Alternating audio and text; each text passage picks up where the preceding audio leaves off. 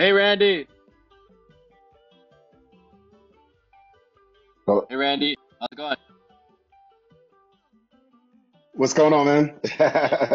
Oh, I don't know if you know Ali yet, but He does know me. Huh? Yep. What's up? What's yeah, up, okay. Ali? What up, Randy? Randy's Chilling. our mastermind when it comes to trading. There you go. Yeah, All right, yeah. let Like me, I'm still in there right now. What are you trading? Futures. I'm trading the ES right now. Okay. Yeah, futures. I'm gonna put up a timer for 10 minutes. I'm gonna give everybody 10 minutes to get in here, I know. Nice. and then we'll go from How's it there. going?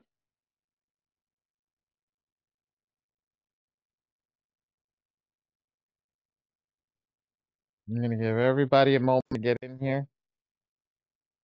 I'm gonna try to get as many people in here as possible. We're gonna go over credit. We're gonna go over a lot of different things today. I don't ever do these with a, how do I say this? A set script because we don't know what people want to work on. This is a mastermind group. The whole point is somebody may have a question today that everybody's been thinking of, and we want to make sure that we touch that base on that mastermind of what they're looking for. So at the end of the day, I like to keep the floor open. I like to keep the floor open. I like to keep the information flowing so everybody's happy. And we'll make it so that everybody feels comfortable. There's no stupid question. Everybody has to know that these questions are all things that haven't been taught to us. Not many people understand financial literacy, so it comes with teaching, and we can teach people how to do that. Um, I am going to go into the software today. I am going to show you how to use the M2 FICO Forge. So if anybody doesn't have that, um, they can get a version of M2 FICO Forge for well, they can get a register for free. And then we're gonna go into anything else that anybody else wants to speak of. We'll touch base on funding. We'll touch base on how to never get a late payment. Um, on a little bit of everything, just to let everybody know. Um, I am recording the class. Um, give me a second. I do have the phone system ringing, and I have to shut it down for. Sorry. This is the first time I've turned the phone system on in a week. Sorry.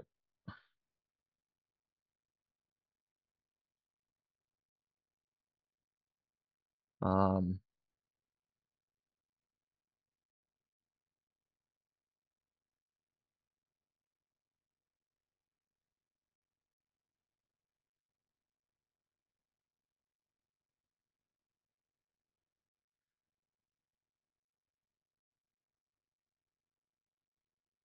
one second.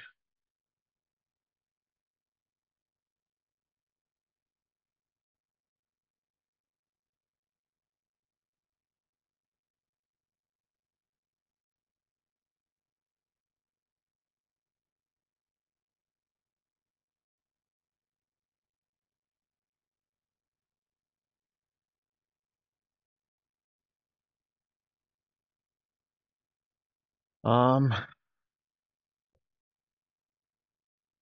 okay, yeah. That one threw me off a little bit of my game, but we're good. We're back. All right. So that's all we got. Two people? We got 6 minutes left? All right.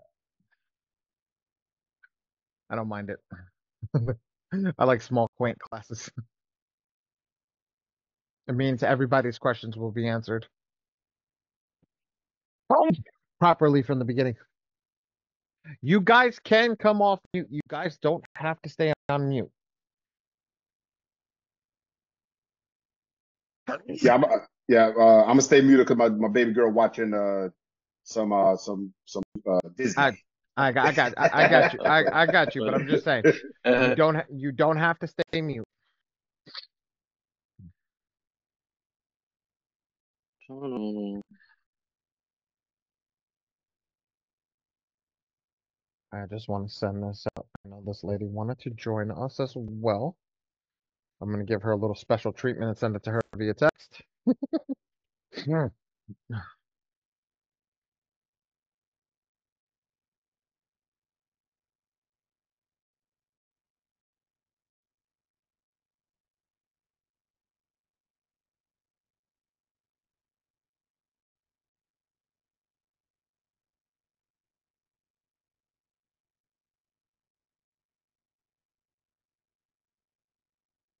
I forgot my keyboard is not working.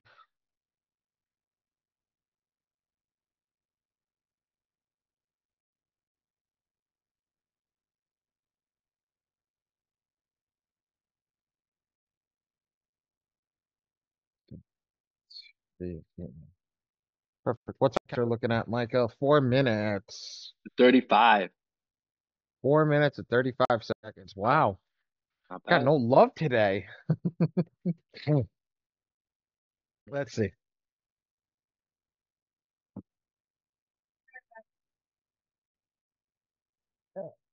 Ow. All right. So in the chat, because I know Randy doesn't want to come off because he got Disney going on in the background. In the chat, let's write what we're looking for today, what we're looking to get out of today's mastermind.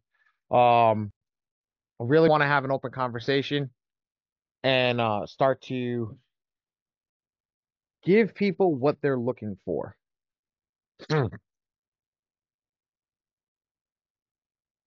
Ooh, I forgot. There's something that I'm going to teach today that a lot of people don't know that's on M2 FICO Forge, on the FICO Forge website itself. Let me get a brand new browser up. This is going to be awesome. But what browser? No, I just need a brand new browser Oh. that doesn't have anything in it. You know me, I got my 9 million tabs. Yeah, I do too. It's bad. To I learn got how like to get into funding. yeah, 10 tabs for each account. You want to learn how to get into funding, Mr. Micah? Maybe. It's interesting. You want to learn how to get into funding. Who else? What else? What else? Somebody type it in the chat. What else they want to learn? Yeah, first 10 minutes of the video is gonna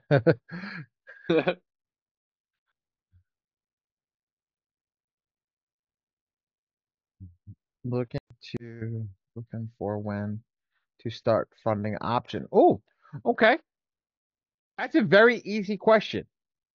Learning how to read the credit report will tell you when to get into funding options because understanding the credit report will teach you when to fund the client and move to that next level. So that's a great question.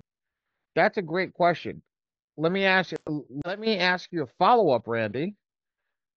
Do you know how to read a credit report?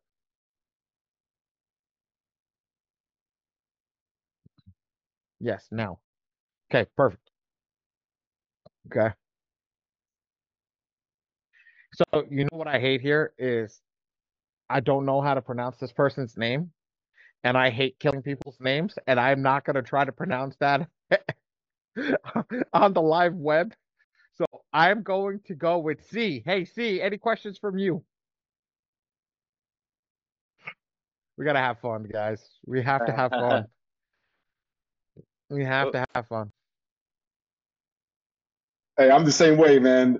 I do my calls, I'm like, please give me the best option. I don't even want the best. I don't even want the best option. If I know that I'm gonna mess it up and I'm gonna stuff it up, right now I'm just giving you a nickname. There was a kid. I was in a mastermind with another software owner the other day, and it was on the weekend, and this guy just kept asking me questions the whole time, and he kept smiling, right? And so they told me his name. His name was Ace, right? It's not that I gave him the nickname Smiley, and from now on he's gonna be called Smiley. So now the funny part is they're calling him Smiley because of my nickname that I gave him. Right. Because that's exactly what it is. It's like, oh shit, you take a personality trait and you just make them happy about it. So it's funny to see that, like how it comes full circle. And where it goes. It's Chanel. Chanel, how are you, Chanel? Okay. Whatever I Good. can learn is what I'm here Beautiful. for. Fantastic, fantastic, fantastic. So we're going to talk a little bit about software, Chanel. We're going to talk a little bit about information funding. We're going to talk about a little bit about everything. If there's something that you see along the line that you want to dive directly into, um, just even put it in the chat. You don't have to come off mute if you're not comfortable. Just put it in the chat and say, "Hey, look, can you go further with this?" And that's where we'll go. Um, so I think our timer is up. Timer's up. 0. All right. 8. There we go. I'm getting used to using all these apps that come with Zoom now. Alright. So Negative cool. time. Stop, and we're good to rock and roll. So the first thing that I'm going to dive into today is I'm going to talk a little bit about credit. It's one of the first videos that I posted in the Mastermind group, and it's actually how to figure out what credit is. We're gonna go into a little bit of conversations to understand, like, why is my credit score where is it and why does it get there? So first and foremost, let's start. Does anybody know what the highest credit score you can receive is? Put it in the chat. Talk to me. I don't care. Randy's looking for that unmute button real quick. He's like, I know, it's me. 250. 850. Yes, 850. To get to 850, does everybody know what the lowest credit score you could possibly have is? It's a credit score that everybody starts with.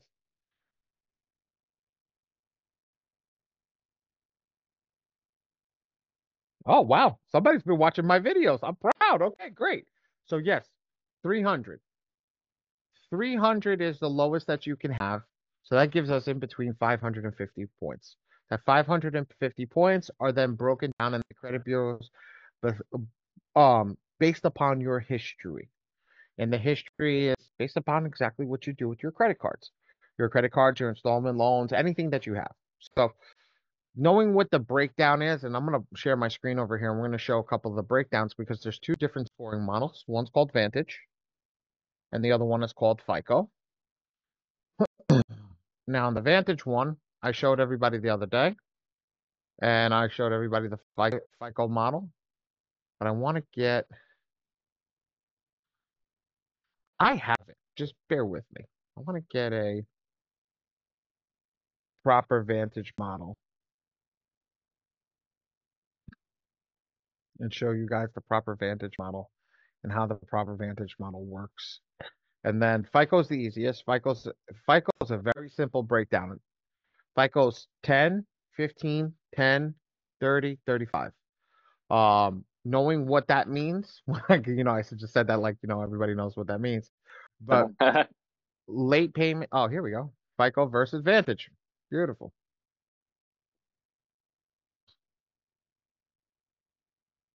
Here you go. Perfect. Let's open this. Let's make this bigger. So let's go here, share my screen, so show you what's working on. So I'm gonna make this a little bigger so everybody can see this, just to give that base. So okay, so like this, when you have your payment history, amount owed, credit history, new mix, and new credit, this is how it breaks down.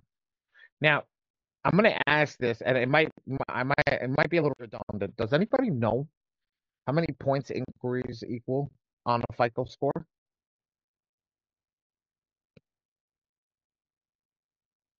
Chat's always good.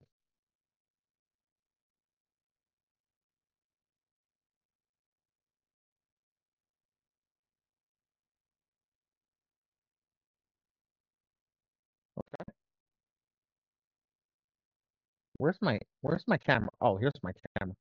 I was like, where the heck did my camera? Oh, not camera, my video go. So in this, inquiries, just to give you an idea, inquiries on the FICO score fall in the new credit mix. They're at 10%. So 10% of 550 comes out to 55. So when we're battling credit, when we're battling things that are growing on, we want to battle the things that are truly based upon things that are going to build up. So what do we focus on? We focus on the things that affect our credit the most. Okay, give me a second, guys. My phone is ringing. I'm just turning it upside down. Okay, so how do we look at that? We look at these three things up here: credit history, amount owed, and payment history, or credit history, payment history, amount owed. I said it in the wrong line. But when you look at that, it means do you have good payments? Do you have low balances? Okay, and do you have a length of credit with the type of business or business, not business, personal accounts that you have with the business that you're doing with Think. So in this breakdown, your payment history, just on-time payments. Now, I'm going to segue into one of the things that I wanted to cover into today's masterclass video, but I said I was going to put it in the actual masterclass as we went over to today. How does everybody not get a late payment? Does anybody take a guess on how not to get a late payment? How you should never ever receive a late payment in your life? Put it in the chat. Let me see where you guys' minds at.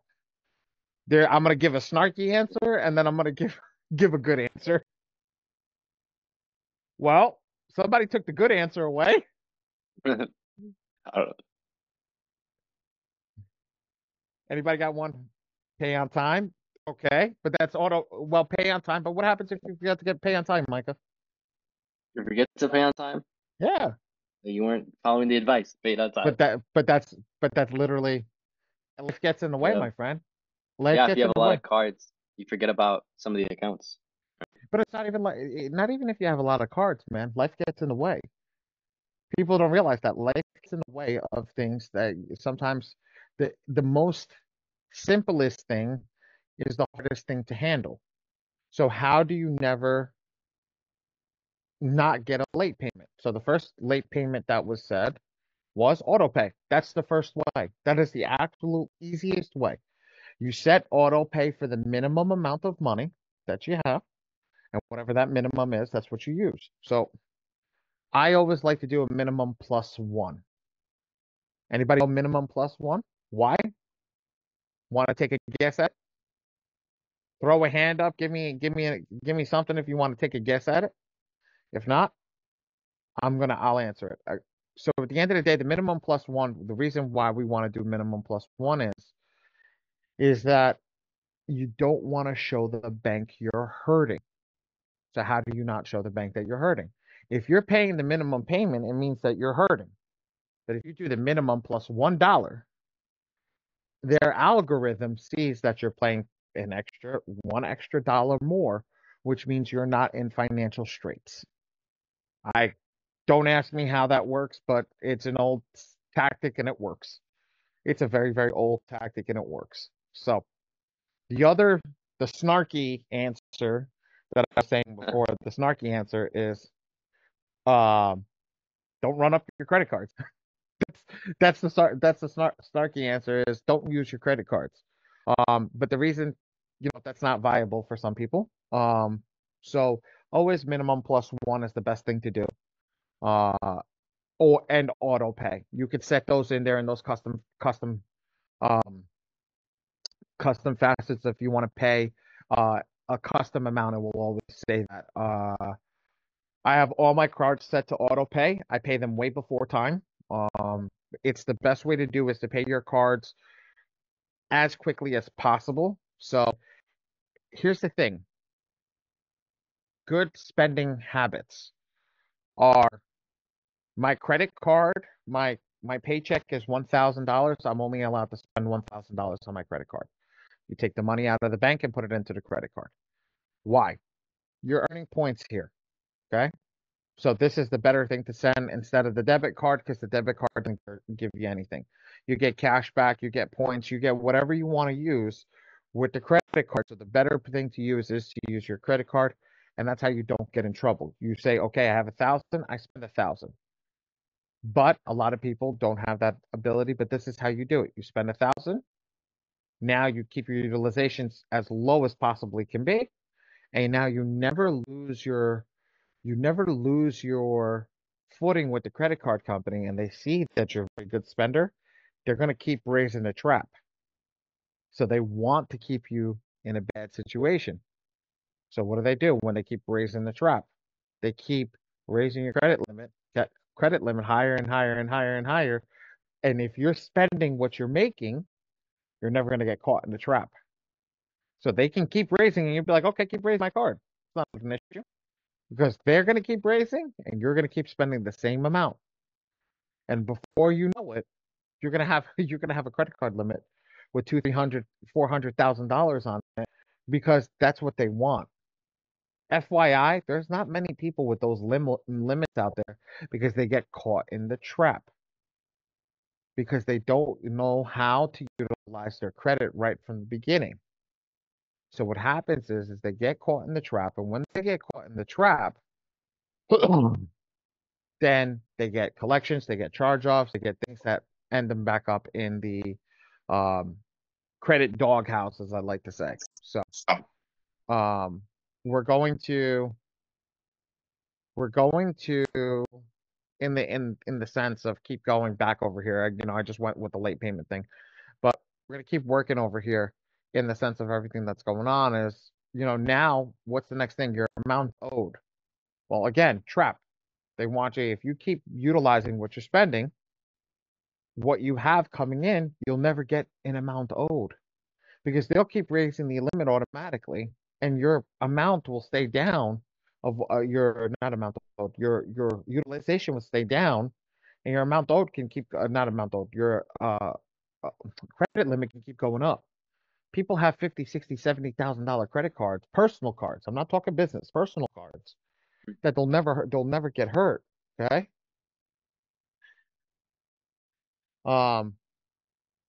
They'll keep getting bigger and bigger and bigger and bigger. And as they keep getting bigger, bigger, bigger, and bigger, their their utilization still stays low. It's crazy how low it'll stay. And then they don't have to worry about anything. So your amount owed stays. And your credit history is do not ever close out a credit card. Do not ever do anything to close out a credit card. If you have a credit card paid to zero, spend $1 on it every single month. If you spend $1 and pay the dollar back, they have to keep the card going. They never tell you what's the limit you can have in debt. Now, what I was taught back in the day is to build credit, and the same thing to build wealth was 63-3. Spend to 63% of your limit and pay back to 3%. I personally, I don't do that. I do 1%. I spend whatever I need, whatever my check allows, and I pay down to 1%, which leaves a little bit of debt on the card so that the credit debt stays there and they can never close the card out because there's no debt on it. So that's my goal. Credit mix. Anybody want to take a stab at what credit mix is?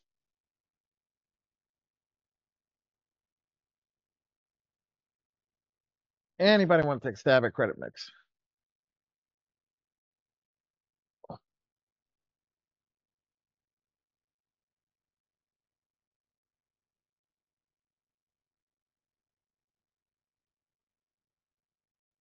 Yes, different types of credit. Do we know, Randy, yes or no, or you want me to just hit it?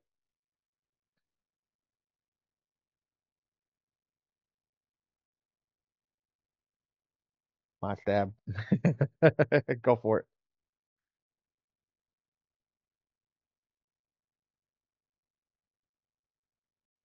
So while Randy's typing, it's gonna be your revolving accounts, your auto loan or installment accounts, and then the last one's gonna be your mortgage.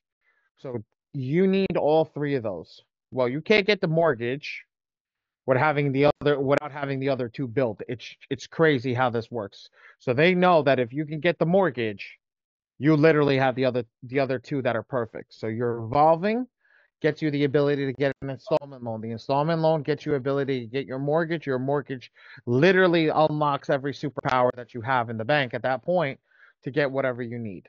So that's the last one. And then new credit, keeping that low and not getting inquiries, that's your 55 points. Now, each of these break down into pointages that we went over. I went over in the other thing that I can include if anybody wants me to go over that.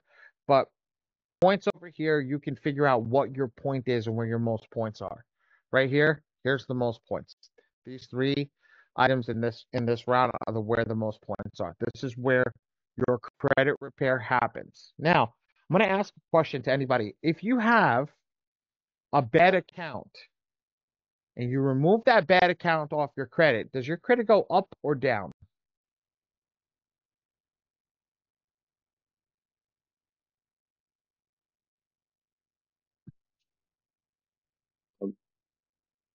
Down. Ooh, somebody's got a good answer. Good job, But Chanel. the Down. question. Because credit repair and fixing your credit is not always about the score going up. Because what happens is in the chat, okay, not in the chat, excuse me, in the game, what happens is all this equals out. So say you lose, you have a collection charge off for a 30-year-old account, okay? And you remove that 30-year-old account off of your credit report, right? Your credit score is not going to go up because you removed that collection charge off. You just removed payment history, and credit history off the account. 3 major deals off the account by just removing that one account. Even if it's a collection, it doesn't necessarily mean it's bad. Yes, it's hurting your score, but you don't know the rest of the file because the rest of the file still dictates. So that will lower the score because now it's going to take the credit age and it's going to move it into a different bracket. So for example, say you had that 30-year-old account and it made your credit age 15 years old, right? With all the other new accounts that you had. But now you remove that credit age, that 30-year-old account, and it took it from 15 years old now down to 8 years old. Now your credit age is not in that 100% place that everybody wants. So this is things that that I'm going to go over in this in the standpoint. Okay. And in this class as we keep growing. We're talking credit, we're talking everything. Again, I have the chat open. I have everything open. So if anybody um wants anything, wants to focus on something, please let us know. Michelle, you were a little late to the game. I'm sorry we started. Welcome.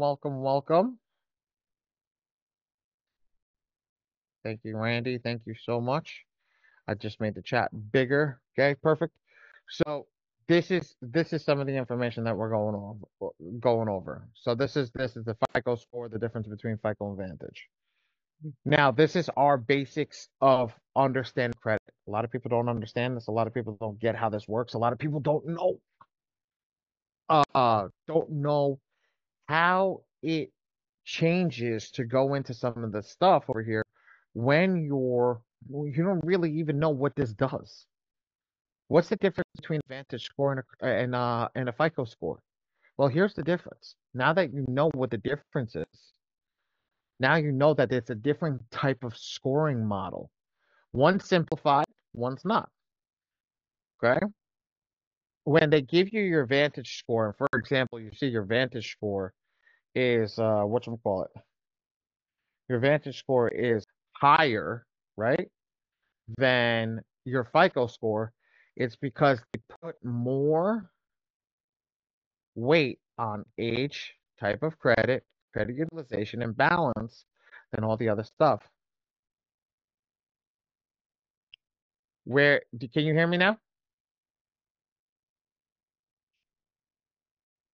Michelle, can you hear me? Okay, perfect. So when they come, just to give you an idea, when they're comparing the two models, right? The two models over here are based upon this. So if you take these top brackets over here, these are what differentiate these models. The 5% on the payment history, the age and type of credit history, okay, and credit mix are in one. They give you 21% here, while this is 25%. Credit utilization, which is huge, amount owed is the same thing. This is 10% less. And the total balances, because that does actually mean something, is and is wrapped up into all of that. The numbers are skewed in such a way where a FICO Vantage score is going to be higher than a FICO score, but a FICO score is more simplified. For me personally, I like the Vantage score in the sense of the Vantage score gives a lower number in some instances, while the FICO score will give a higher number. But it gives me more of a play of what the file really can do, and the number and the models that can be great. But everybody doesn't use Vantage. Everybody uses FICO. But now you could turn around and see. Let's be real here. When you have a client and you know the highest score that they can get is 850, right? The highest score that they can get is 850, and they come in and they start rocking and rolling, and they don't get an 850, you can start to deduct where it is, their payment history, all that stuff. It doesn't equal where it needs to be, and you can figure this out. This is 192 points over here, guys. Payment history is 192 points, 192 and a half. So if that person doesn't have 100% payment history, they're not going to get that 192 points and not 92 and a half points. Same thing amount owed. If their amounts are not at zero, they're not going to get whatever the score. I think it's 160 something. I don't have it in front of me. So at the end of the day, you know what? That's not an excuse. Let's get that. So 550 times 0.3, 165 points. So when you're looking, and let's do the same thing for payment history, 550 times 0.35, 192. So plus 165. 357 points, 357 and a half points equal your credit score by knowing what needs to be done. 300. So if you start to fix that, this is where you'll start to get your points. This is how you'll start to build your credit. Now, let's be real. If you do these two things and these two things are perfect, that's a 657 credit score. That's a fair score. That's not bad. It's a fair score. You have no inquiries. Let's add another 55 points to this. That's 712. That's a 712, 713. We'll say we'll round up, right? And then say you have no credit mix, right? You have no credit mix. You have one thing. You could say you get half the points or whatever, a third of the points for whatever it is, because you have 1/3 of what it is. So what is that? 3% of whatever it is. So if I do that, 550 times 0.3, 0.03, 16 and a half. So now let's add that to that 412 plus the 412 and a half. 429, 729 credit score. That easy. That easy. That's how easy it is to get a 729 credit score by just looking at what you need to do. Why is it that when you have no score, right, and you're completely white cream, and you get an authorized user account, your credit skyrockets? It just goes up through the roof. Why? Because somebody gave you all of this. Somebody gave you all of this. And they basically just did this right here. Through the roof. Right through the roof. So when you look at that, that's what you need to figure out. Okay. So I think the intro to credit is done. What is there? Any questions from anybody on the intro to credit? This is just we're doing a mastermind, but this is a basic intro, unless there's more questions. I want to keep this enjoyable.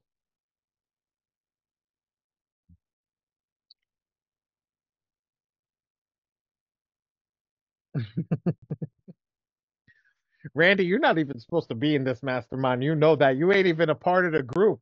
You don't got M2 FICO Forge.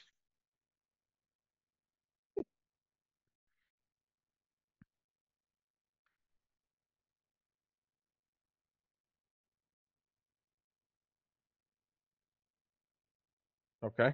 Sorry. I guess Michelle Chanel, do we have any questions? That's gonna be a mouthful. I'm gonna screw that up by the end of the night, by the end of the day. Okay. No, perfect. Chanel, I know you stepped out. Is there anything else that you want to cover? You want me to cover on this basis? I know we did have a video on this.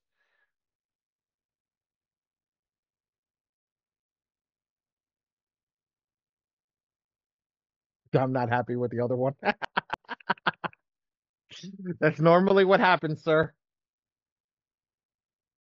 I know, I watched the video. Okay, cool. All right. Awesome. So now what I'm going to do is I'm going to get into our AI software. Last week I did a video explaining how to use AI in ChatGPT to create dispute letters. I'm going to actually show you guys today with a sample client. Ooh. How to actually generate letters for a sample client. I apologize. And get you to that next level where you guys can work, build your business up. If you have a business or take care of your own credit, get to that next level. So let's start over here with our M2 FICO Forge. I'm gonna go over here to our, oops, wrong one, guys. 1 second. Gotta log into mine.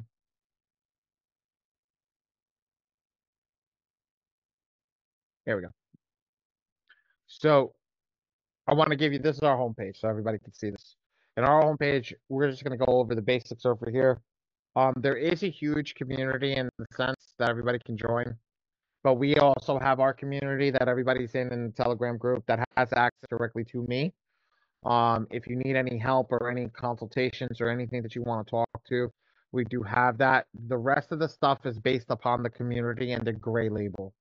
We are one of the lucky ones that has the ability to be able to be gifted this software and be able to use one of the most powerful AI-minded softwares in the game. M2 Corporate Suite is a huge corporate suite of M2 softwares that are out there that people are able to use Metro 2 compliance to challenge and attack their letters based upon the Bureau's own information. So we're lucky enough to have our own software that we can use so we can grow. And the best part about this is a DIY software. There's nobody breathing down your neck. There's nobody having to, you have to worry about if they're ripping you off or doing anything. You're looking at the guy that gives you all the help. I'm here with you guys. I've done this. I understand this better than anybody. I'm gonna wait for Michelle because I know Michelle wants to come in and sign up for the software, so I'm just gonna bear off 2 seconds while she gets back in. But at the end of the day, this gives you the full ability to go out and do credit yourself. You don't need anybody to do credit for you. You just need a little understanding, which our mastermind group is going to give you, and you need a little bit of know-how and tenacity. Uh, and what I mean by tenacity is just the ability for you to go do the job when the job needs to be completed. And we're going to get into it. So, first off, I'm going to start with pricing. We're going on the pricing, and we're going to talk about pricing and see what is pricing. So, if you're getting started, okay, and you're handling yourself, the bronze package is more than enough for you. It's $147. It's 1 to 4 people that it can handle. I don't look at it like that. I say it like this. This is an AI system. You have to pay the AI system a token every time for it to generate a letter. So yes, it could service 4 people. If you do not mess up, you can handle 4 people. If you mess up, you will constantly have to pay the token for it to fix the letters. So my suggestion is bronze package, good for 1 person. Okay. The silver package, good for a couple. Okay. The gold package, which is under the business, this is good for somebody who's getting started that has like 4 or 5 people that want to fix credit with, because here's the reason why. You have 7 mess ups in it, before you will naturally get it down and be able to, excuse me, be able to handle the software perfectly. And then the best part about this is the 17 will roll over in every month. The 8 will roll over every month for what you don't use, and the 4 will roll over every month. Now, you could start here, right? And downgrade each and every single month. But my suggestion to anybody who's getting started, silver package.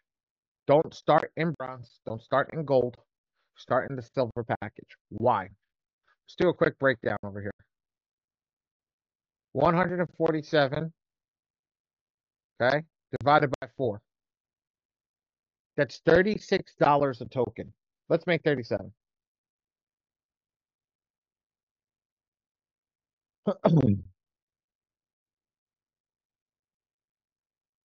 Okay, my bad. I'm sorry. $36.75. The next thing is a silver package. Now, this is an extra $50. Okay, 197. 97 divided by 8 is 24 bucks. So for $50, extra, you managed to get another 4 tokens. Now, how much is an individual token? An individual token is 40 bucks. I'll show you guys that in a minute. Okay? This one, 297, comes out to 17 people. Even less, I think it was 17 bucks. Yep, $17. So that's why I don't go up here. This one's $3. This one's like $9. This one's $9.97. And this one was 11 bucks. These packages are for people that are running a business. Okay. This is if I had to do this, this is individual, this is a business plan. I don't even look at this as enterprise. This is just business. For us, I want to make sure that you guys understand how to use the software and how to price everything correctly so that you guys don't get hurt in the process of doing this. So when we go into purchasing additional GA and say I want additional GA, okay? I want one. It's $40 for an additional. So let me tell you something. Is it smart for $197? Is it smart for $197? So to 2 extra GAs. Is it smart from 147 to 197 to get 4 GAs for the price of almost for the price of one? Yeah, smart. So this is why I tell you guys to go this way. If you guys ever want to do this, you ever want to come back in, you ever want to do anything, you should be down with this. Excuse me, apologize. You should be using this silver package the most. That's the best package from my point of view. Cost effectiveness, this is the best package. Once you get 2 or 3 months of this, then I would downgrade to the bronze package because you have extra GAs. You'll know what to do. God forbid you mess up, you'll know what to do, and you'll have everything to do. Okay. Now, let's get into actually setting up an account. Now, I have my sample account over here, but I'm gonna do a fake account over here for you guys. Now, what I do is I actually grab my ID, which is supposed to be somewhere around over here. Okay, here's my ID. Okay, and I like to have all this stuff in front of me. So here's my ID. Okay, I like to have my bill, which is over here. I have a bill. Try to put this.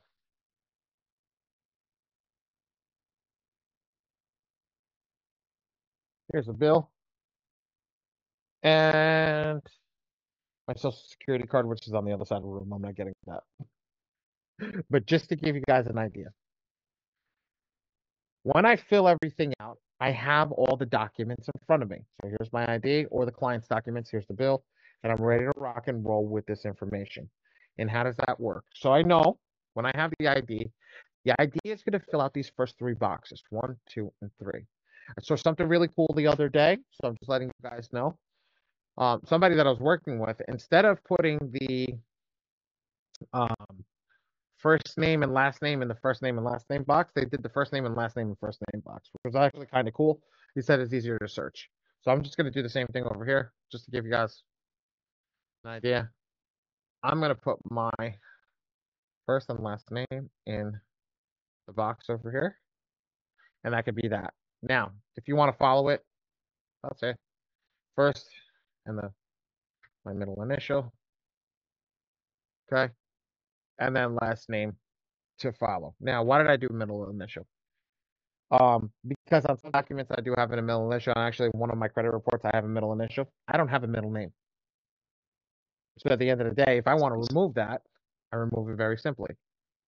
Remove it in the letter over here because this is what my name is. If your social security has a middle name, if your documents have a middle name, your passport has a middle name, you put that middle name in this first name box over here. If you have 3 middle names or 4 middle names, you fill this middle name up box. Right. If you have 2 last names, you put both last names. Okay. Now, next thing, let's go to date of birth. Now, for security purposes, I'm not going to put my actual date of birth. Okay. Now that is my date of birth. I followed it verbatim. That's on my driver's license, right? Now, my driver's license is completed because my driver's license proves who I am. I got the relevant information off my driver's license, so I can move forward. Okay, now I move to my social security number, which is 101 01 1010, right? That's my social security number. Okay, great. I look at my social security. I match the name, top and bottom. I match the social security. Okay, we're good to rock and roll. I put my phone number that I'm dealing with as a client. Okay. This is my office line. Anybody can ever call me whenever they want. And then I start with the address. The proof of address or your bill is the only thing you should be looking at because the proof of address proves where you live. So if the proof of address says 624 Columbus Avenue, okay, this is the shop, okay, I hit okay. The city is Thornwood, right? And the state is New York. I fill it out exactly verbatim as such. Now, I'm missing something because I know this is not verbatim 10594. This is PBX 0908 because it's my post office box inside of the store over here. I have a special post office box. So at the end of the day, when we start filling this out, you need to make sure that everything is proper, everything is right, everything is done correctly. In this sense, this is what you need to do. Okay? Then I put the email address, I put the rest of the information, I hit save. Okay? Now, let me show you what the profile looks like. Over here, going forward, Michelle, Chanel, Randy, everybody here, always, always, always, always use my free score now. Anything that you do with us, any software that I'm building, we're building with my free score now. My free score now gives a payout to us and to you if you become an affiliate member of them. All you need to do is to become an affiliate member, go to Great Credit Report over here. You get my free score now, and it gives you the information. I don't have a specialty link over here for you to go pull a credit report. I have and give you the ability to go become an affiliate with them and make sure that everybody gets paid from that. Okay, so we're very honest when it comes to that to make sure that everybody's doing the right thing, everybody's getting paid, everybody's making money because let's be real, we're a community and the community wants to make money together. One person doesn't make money. Could be me.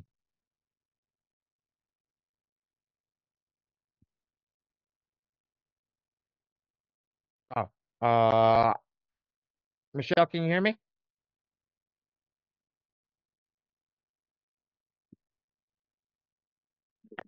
This is actually really good water, surprisingly. Okay, I can hear you. Okay, good. So, in the case, this is the setup. This is what we want to do. This is what we want to make sure. I'm going to show you how easy this writes, the AI program writes once we have everything set up. So I'm going to show you what a good file looks like once we have everything pulled into the system. I'm going to pull the sample account over here, and this is what the sample account should look like. Okay. You fill out all your data, follow it over here. As you can see, even my address is not matched the one on the ID. It matches the one on the POA. Okay. I have my social security number, put it in over here. I have an email address. I have all the stuff over here that's done correctly. I have the credit monitoring pulled. I added a couple of extra documents. Okay. And then I added the credit report and the credit score at the bottom. This client is ready to rock and roll. We know that everything is good. We can generate their letters. Okay. So everything we do, we must hit the button that says save, save, save, save, save, save. Every time, don't click back, don't click forward, don't click into another window, click save, and I'll show you why.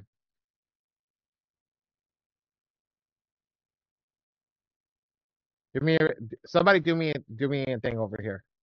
Give me an apartment number. Somebody throw out an apartment number. 8. Oh, it's Apartment 7. Okay, we have 7 and 8, so I'm gonna put it together. 87. there we go. 87. Apartment 87, right? Look what happens if I leave off the screen without hitting save. Oh, I'm gonna go into the attack area, right? And I'm gonna go over here, and I'm gonna get ready to rock and roll. I click the client's information. Let's open up Nick samples. Let's select the report. Let me select all the information. I'm just gonna show you guys over here what happens when you don't hit save properly. Okay. I go over here to client info. Oh, look at that. It still says 123. It never ever changed. Now, I teach you things, guys, that nobody else will teach you. I will teach you to double, quadruple, and triple check everything that you do in the software because you can make a grave error and waste a massive amount of time if you don't double, quadruple, and triple check everything that you did. I keep messing that up. But at the end of the day, look, let's go do this right now again. Let's go to the attack profile. Not attack profile. Attack profile. Click over here.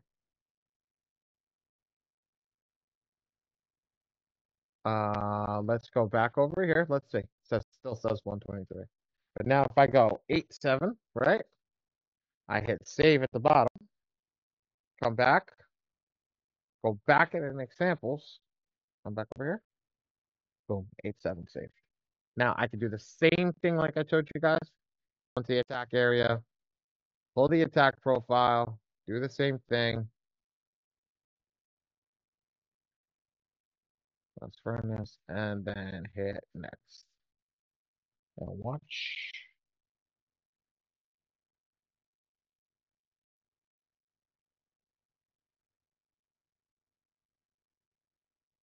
Click OK.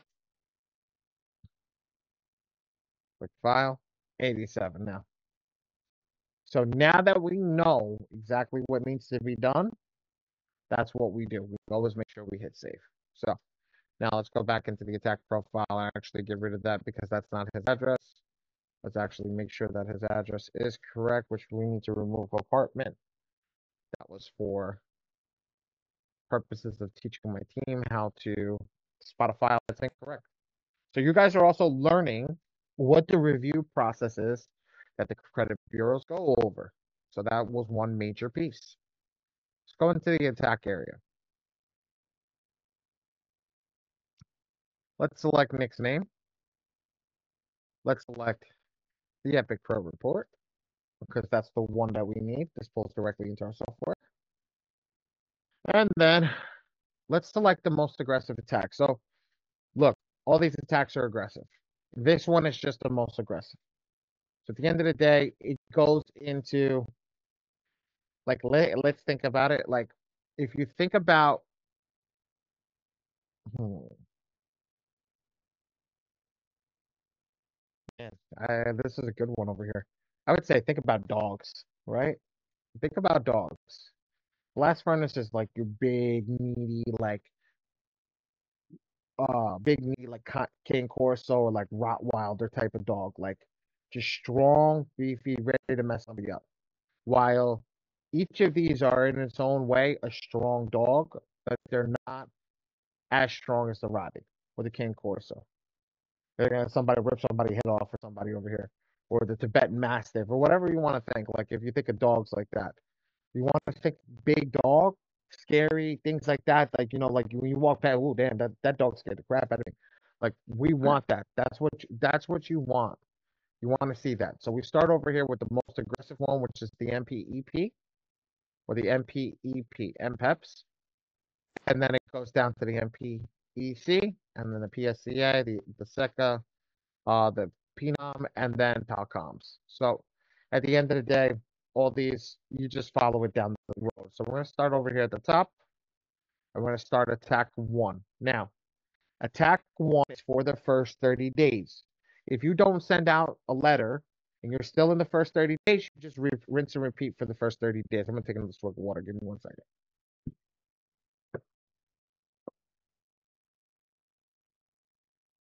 So that's what that is. Okay. Now, this is a confuser to everybody. I don't let this confuse anybody. You know why I don't let this confuse anybody? This is the easiest thing. Just hit next for right now. Because we don't know what's wrong with the credit report. Let the AI tell you what's wrong with the credit report. Let the AI, hold on, let me do this. I want to bring this. Let the AI tell you what's going on. Let the AI help you. So at the end of the day, we're just going to hit next over here.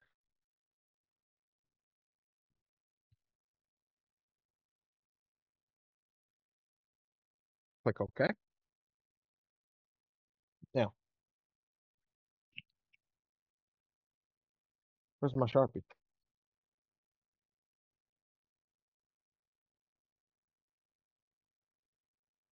I got my Sharpie or Expo pen. Okay. I got a sheet of paper out that has all those boxes on it. Okay. But what I tell everybody is get a piece of paper and start writing what the software tells you is wrong. And it's very simple. We're going to click hide positive items because we don't want to know nothing about the positive items. Get them out of here. I don't need to waste my time with them. And I'm going to go down to this little green circle over here. Everything here is a negative and a part of a category. Everything here is negative and part of a category. I'm going to repeat it one more time. Everything here is negative and a part of a category. So let's start to figure out what the categories are. So I'm going to scroll over this first one over here. And now my green finger is in the way. Let me see if I can make this bigger so you got, oh, yeah.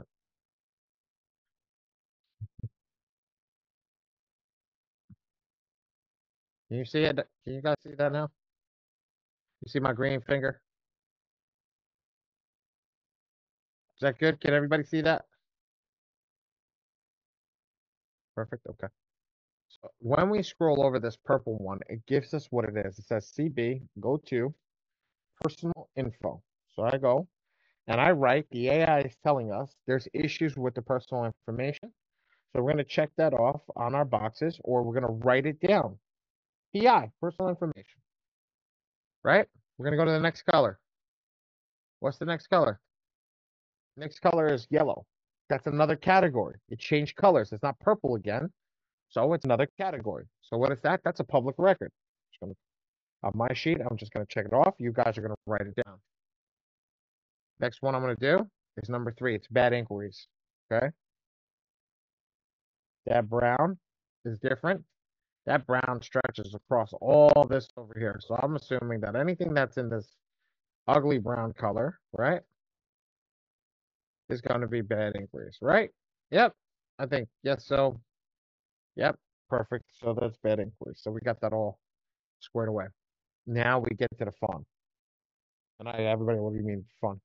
All these pretty colors. All these pretty colors now. We're going to get into the fun over here. And we're going to go through all these numbers. So 45. That's 45. That's a student loan derogatory late 3 plus. So I'm going to write that down. I'm going to write SODL 3 plus. SODL, student loan derogatory late. That's what that stands for. SLDL 3 plus. Okay? What's the next one? That's the same thing, right? Yep. That's what's 47. That's a charge off. So, unless the software dictates to you, the AI dictates anything else but charge off, it doesn't say student loan or it doesn't say medical. Ooh, excuse me. If it doesn't say student loan or medical, then it's always all other collection charge off, which I'm just going to mark AODL, all other, no, AOC, all other collection charge off. Okay. Then 48, another one. What's this one? All other delinquency lates 3 plus. AODL 3 plus. I'm just checking off over here. Let's go.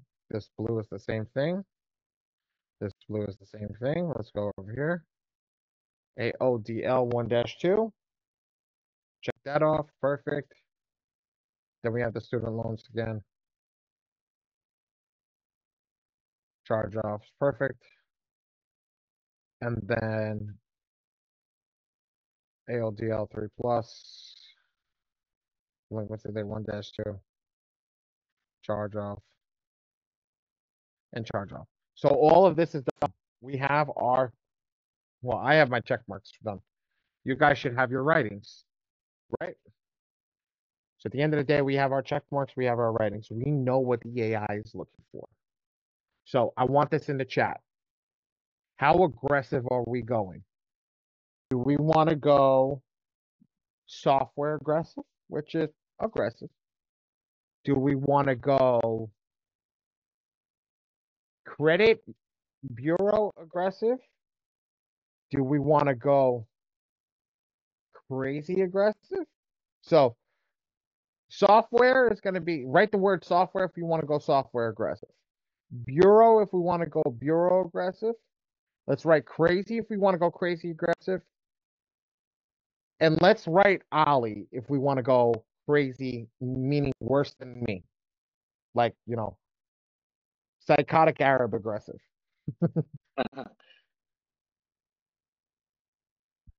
Okay, I guess everybody wants to go Ollie aggressive.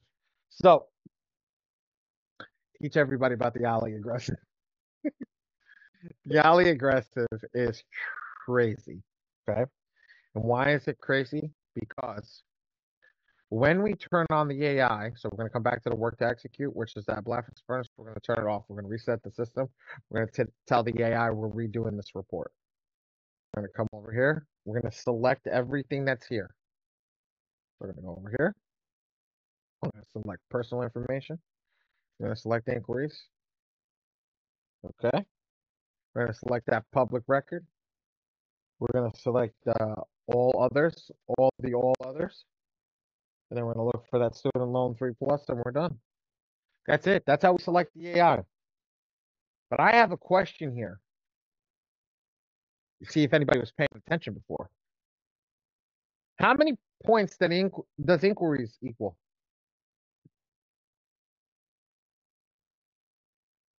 Ooh, I didn't think it was gonna come back to bite you guys in the butt.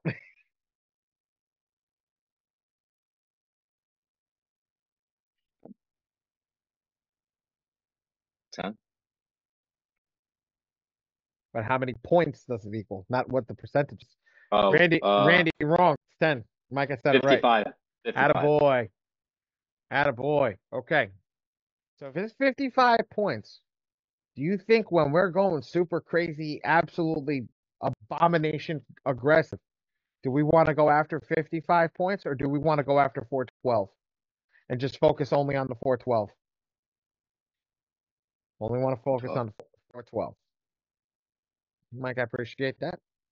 So what I do is, Man, I didn't even do it the first time. The inquiries. Oh my gosh. I didn't. Oh my gosh.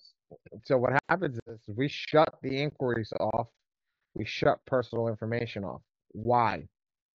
We're saving only the stuff that affects the credit bureau and the credit account crazy. So now we are going after not spending money. Oh, excuse me, but we're going after creating the actual proper file. So this is done. We're going to count our boxes here. Green boxes equal 3. So 3, 6, 9, 12,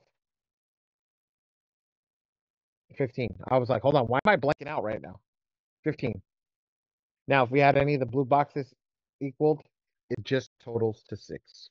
I'm not going to confuse anybody. If you're in this class and you're using our software, I don't want to hear anybody talk about blue boxes.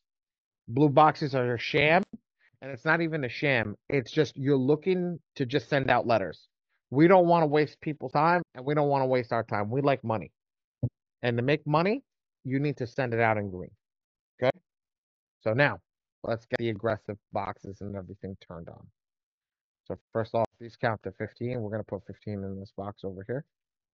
And then, here's what nobody else is teaching you. Let's go super aggressive. Okay? Where do we think aggressive is? What number on this file over here? We're going to say this is the default number. What number on this file do we think is super aggressive? Do we think 100 is super aggressive? Or do we think 1 is super aggressive? Super out of this world crazy aggressive. Throw it in the chat.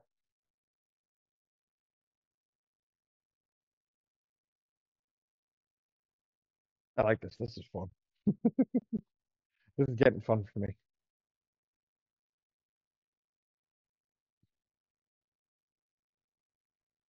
100. Okay. Unlimited. Randy, I'm waiting on you. Randy's ding, ding, ding, ding, ding, ding. Right. Did I cover that with you by any chance, Randy? Yeah. It's the opposite of what you guys think. We would think unlimited would be good, but it's not. What we want to do is, and I think, Michelle, I was talking to you about this last night. The way that Lexington law disputes is they send out one negative item per letter. So now we can dispute like Lexington law and one negative item per letter. But we don't just send out one letter to 3 bureaus. We send one negative item to 3 bureaus for that category and keep sending out even more. So what happens? Each red item is 3 letters. So I'm going to show you how to count these in a second. Okay. Over here, we don't select unlimited. We go to default, and default. Even 0 is acceptable. We don't want these letters. These letters are a waste of money. So just focus on default and default. And now hit next. Now what just happened? We just turned the AI on and told the AI what we want to do. And the AI went, okay. We're going to click hide positive items again. We're going to come over here. And now everything that we have here is a negative.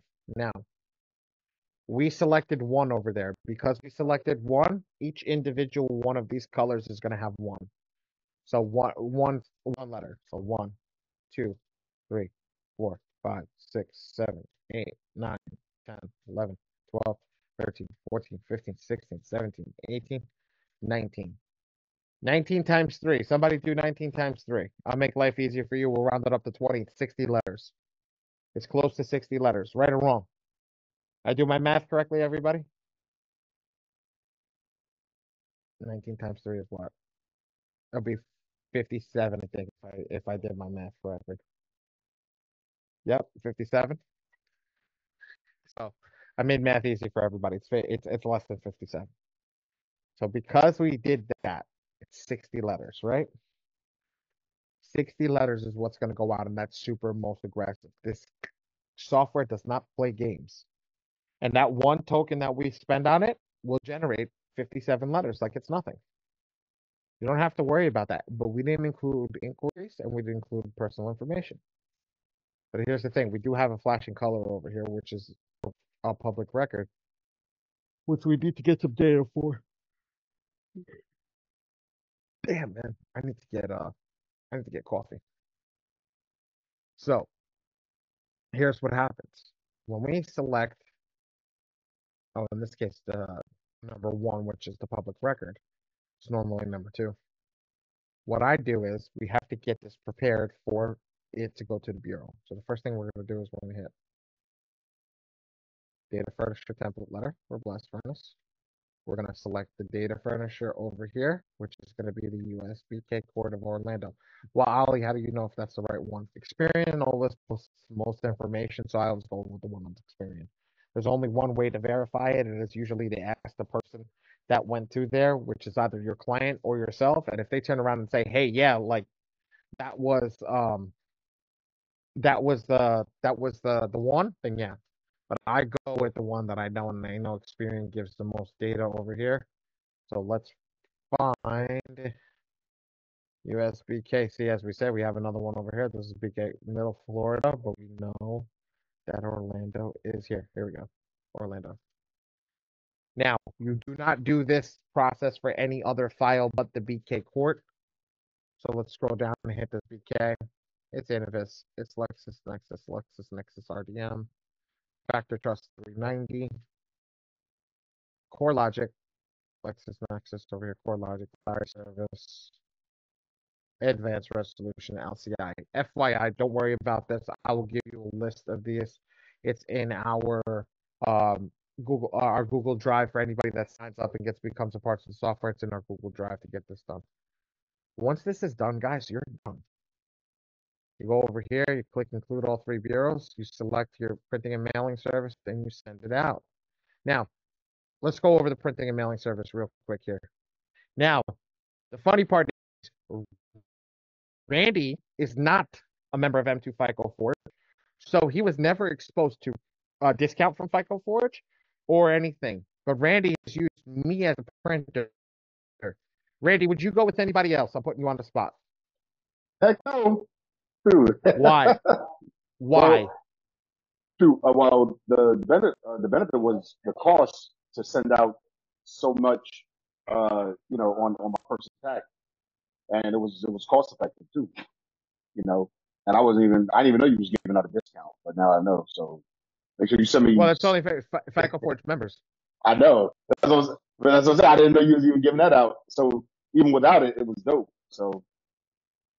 But you know there's 3 other members over here. Do you remember why you chose me over the 3 other members? I met you, you know what I'm saying? So I trusted that my stuff was going to get done, because you were the only person that was willing to help me out. So, yeah, that's why I remember. So Randy generated his first letters, just everybody to give you an idea, and he did it absolutely completely wrong. And I reached out to him and I gave him a walkthrough to generate the letters, to help him generate his letters. These other people that are in here they're not in competition with us. I don't compete with them. I don't.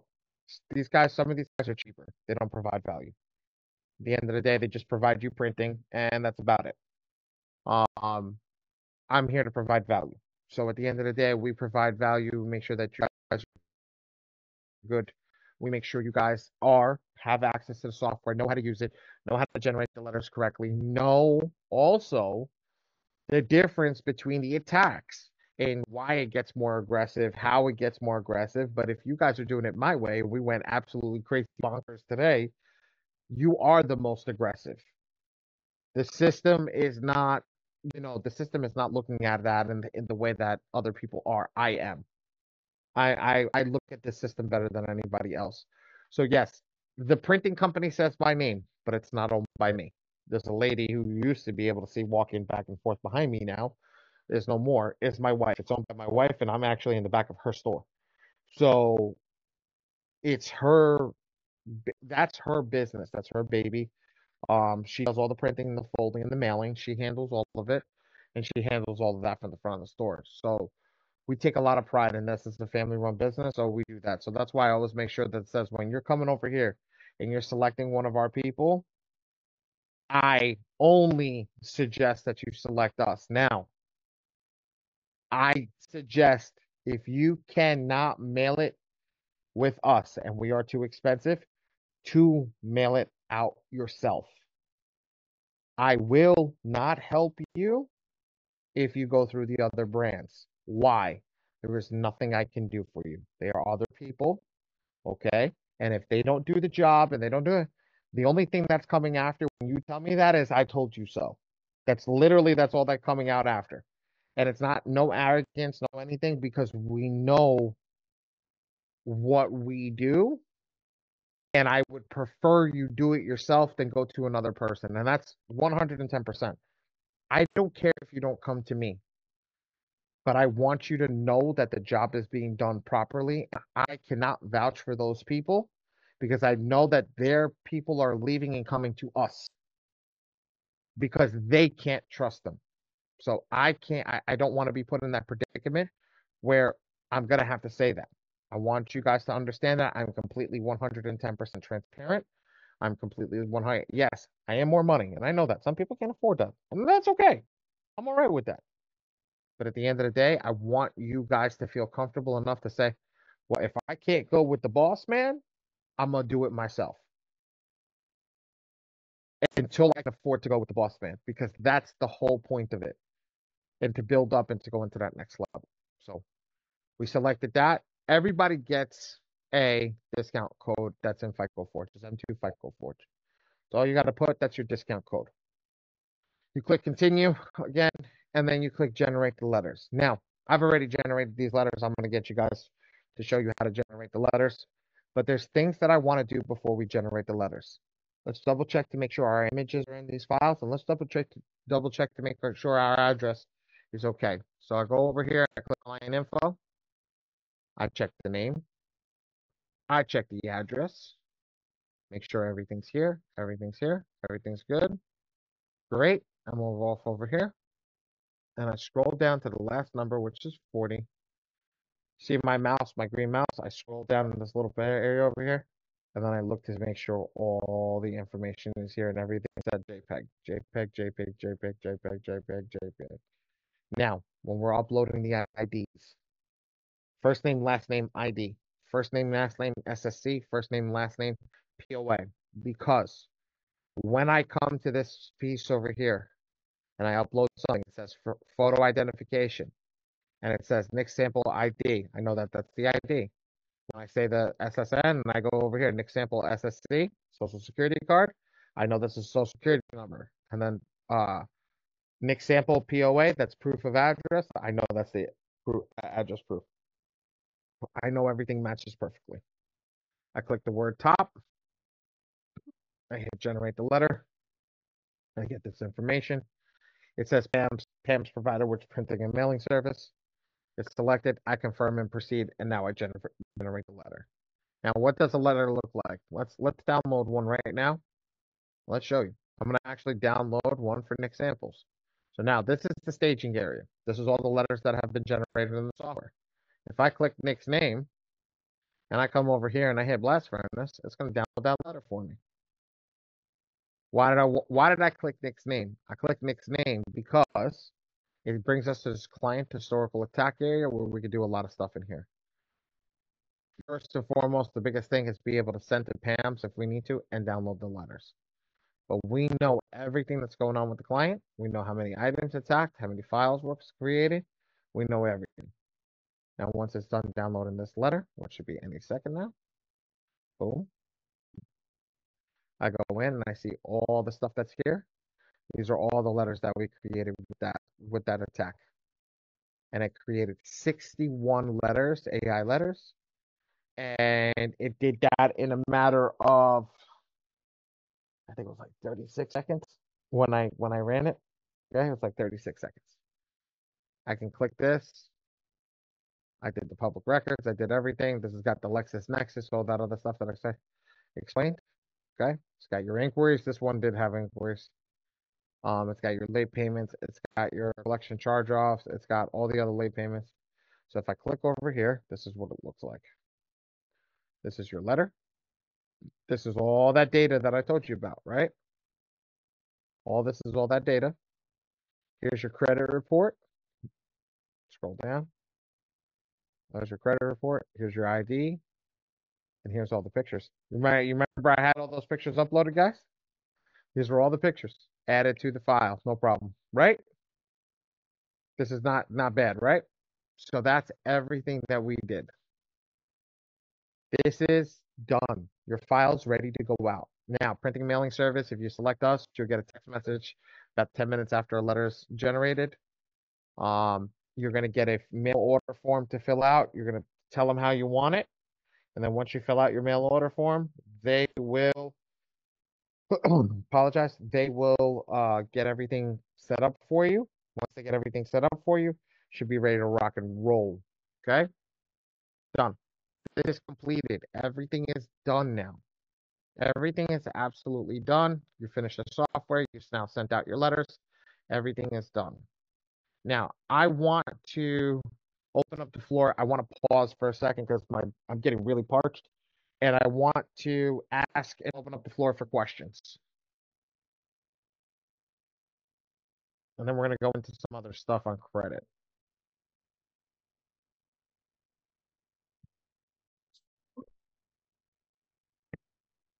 Michelle came off mute. Michelle got questions? I do. I just wanted to find out, like, and maybe you were going to talk about this. Like, I think it seems pretty like straightforward. I just think it's really interesting that you start with the most aggressive. So is it the letter that's aggressive or the approach? Because you're doing the categories that I guess impact the credit the most, that's the strategy you're using, which is really different. I've never heard that before. No. My strategy is very different. Okay. The strategy that I just showed you is absolutely crazy.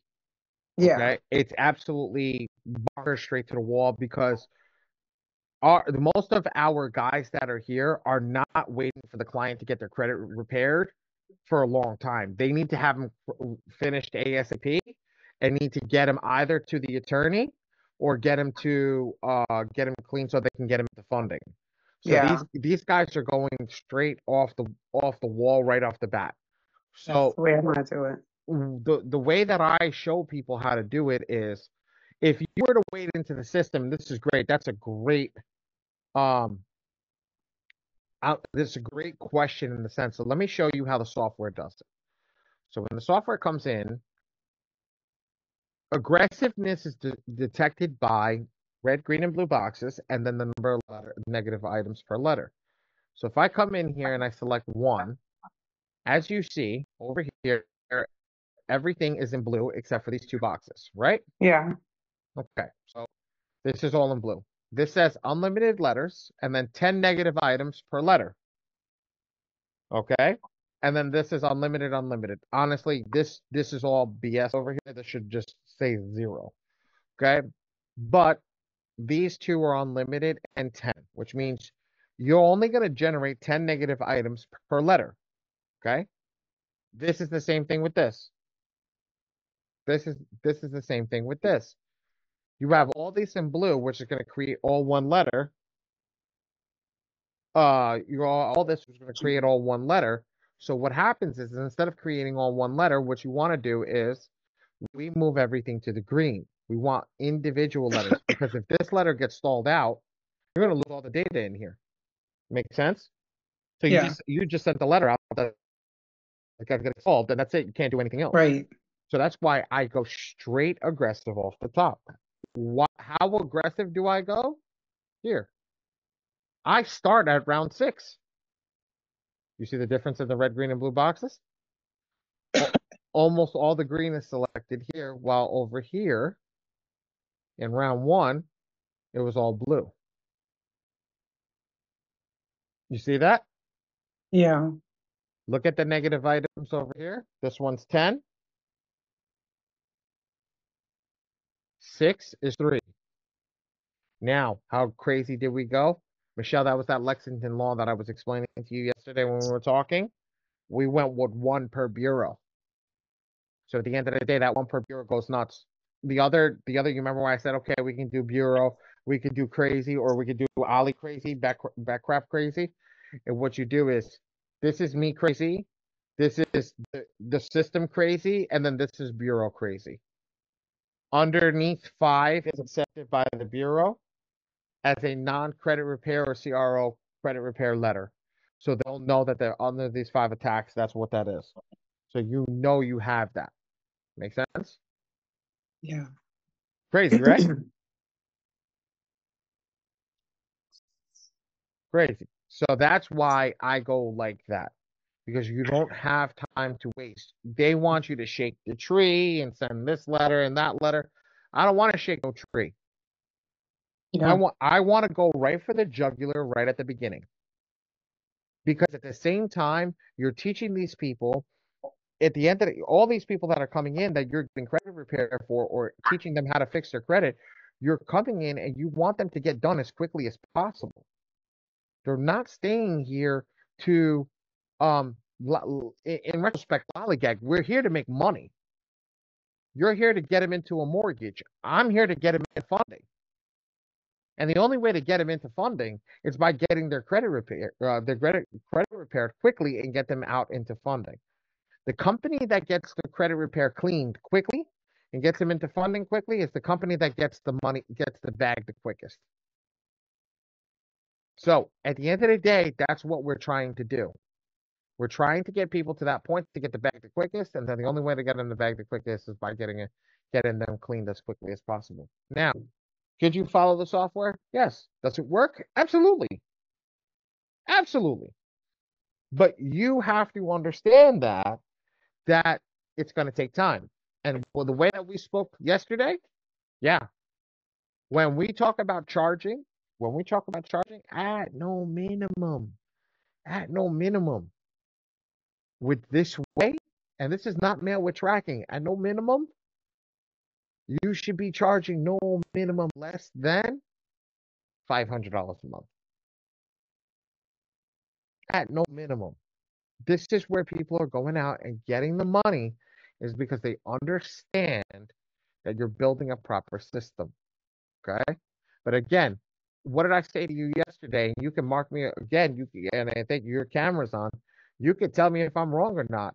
Didn't I tell you to set the proper expectation when we were doing this? This is not something that's overnight. This could take up to a year to get even to see a result. And what happens when people do that? They get annoyed. They don't want to pay. They don't want to do anything. So like I told somebody else today, you don't wait.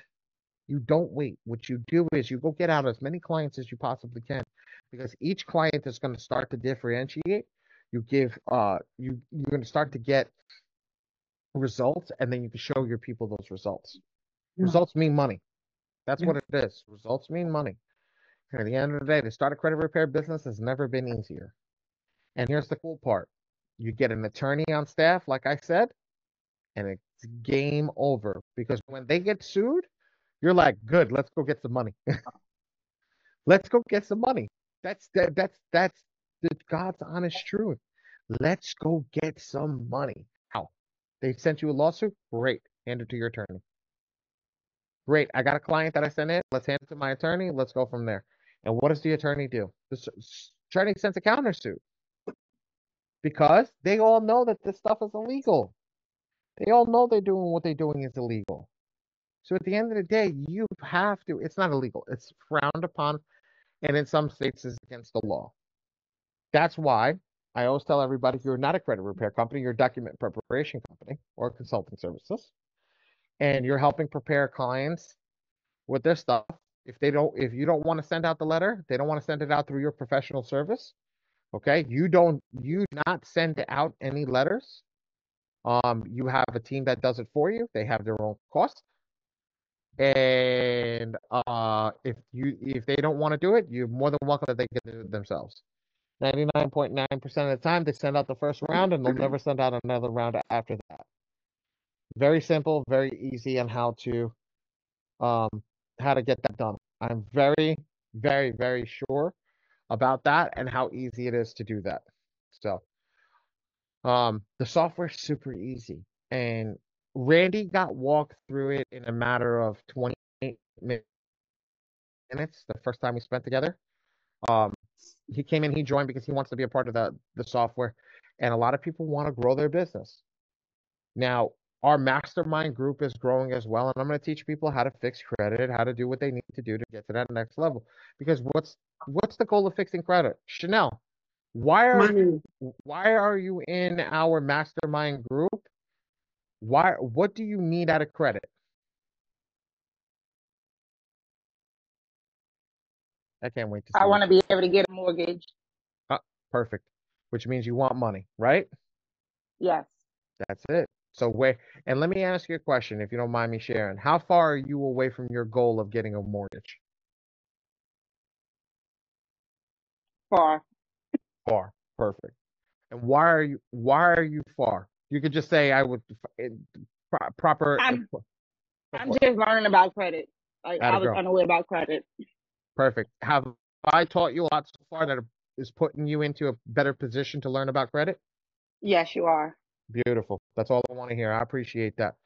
Whatever help you need to get you into your thing, I'll send you a link to the pull the my free score now. And what we could do is we can go over your credit whenever you like, and we can create a plan on how to execute to get you to that mortgage.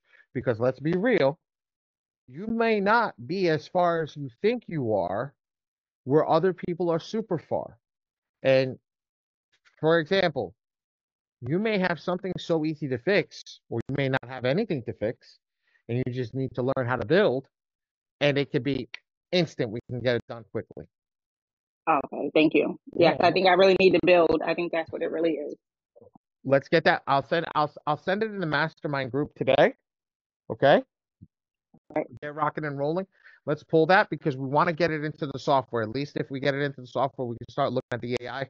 The AI can help us and give us an idea of where we need to put you, um, and go from there. All right. All right. Awesome.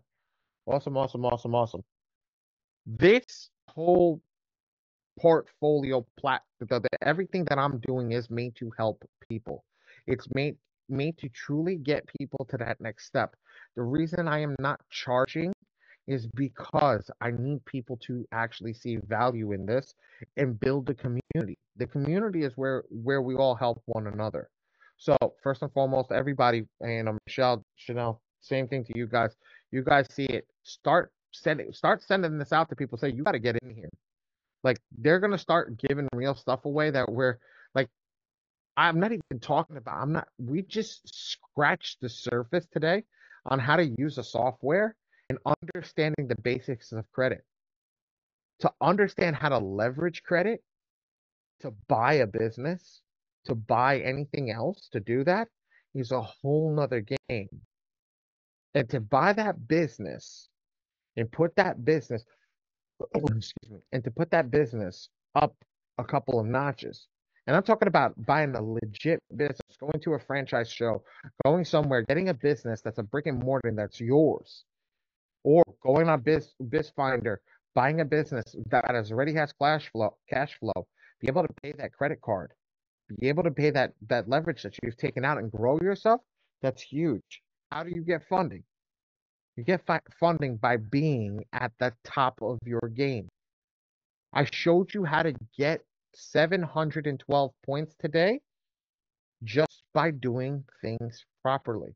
We didn't talk about trade lines. We didn't talk about anything else. We just talked about basic credit knowledge today that just shows you how to fix it, how to get where you need to be, how to get into the software if you have an issue, and then we'll grow from there. Okay. Now, funding. I want to talk a little bit about funding before we go absolutely bananas. I just want to talk a little bit about funding and how does funding work? Okay. I know Mr. Michael wanted to touch base on funding. Funding is a very simple program. Funding is a very simple thing, and funding works very easily. Okay. Funding is based upon your credit score. One, no derogatory remarks or delinquent remarks or public records, and then the base built upon. So the foundation. Think about a house. If a house has a bad foundation, the house will crumble. But if a house has a good foundation, it will only flourish and get bigger, and it will be able to stay up forever. Okay, unless somebody sends a cannonball through it or whatever. Okay, you gotta understand that's what we're looking at. Your credit is a foundation. Your credit now is a major foundation that you're building up off of very slowly, step by step. And the way that you build it is very simply. You start with the easiest thing possible. Get yourself a credit builder card. Or my key, which is the hack. Mom, dad, grandma, grandpa, aunts, uncles. 6 people. 6 categories. Oh, 6 people that you can talk to. Find a person that has the best credit. The absolute lights out best credit. Nobody can beat them. Ask them how old their oldest card is. And people tout this. People tout this. They know the oldest credit card that they have in their wallet immediately. And some of them, whoever has the American Express knows this immediately. I've been a member since 2001. This is like it's like a badge of honor. Get that person to make you an authorized user. Okay? Say, look, I don't want the credit card. I don't want anything. Just make me an authorized user. The card's going to come to your house. When it comes to your house, shred it. I don't want it. I don't want anything to do with it. Just need the age on my account. Okay? Now, what happens is you start building that up. And that so if you get 3 of those authorized users, what happens is now your credit has that age, history, payment history, and all that stuff. It starts to skyrocket your credit score. This is what I was talking about before. When you know what you're looking for, it changes everything. So, perfect example.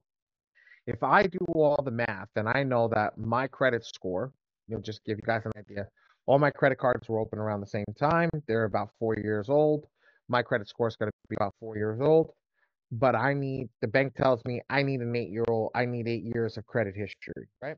They'll never say that, but I need 8 years of credit history. So I know on average to get to 8 years of credit history, I have 4 credit cards at 4 years old. I know that I need to get credit cards that will bring that average up. So what do? Do a little bit of math over here, okay? How do I do a little bit of math? Okay.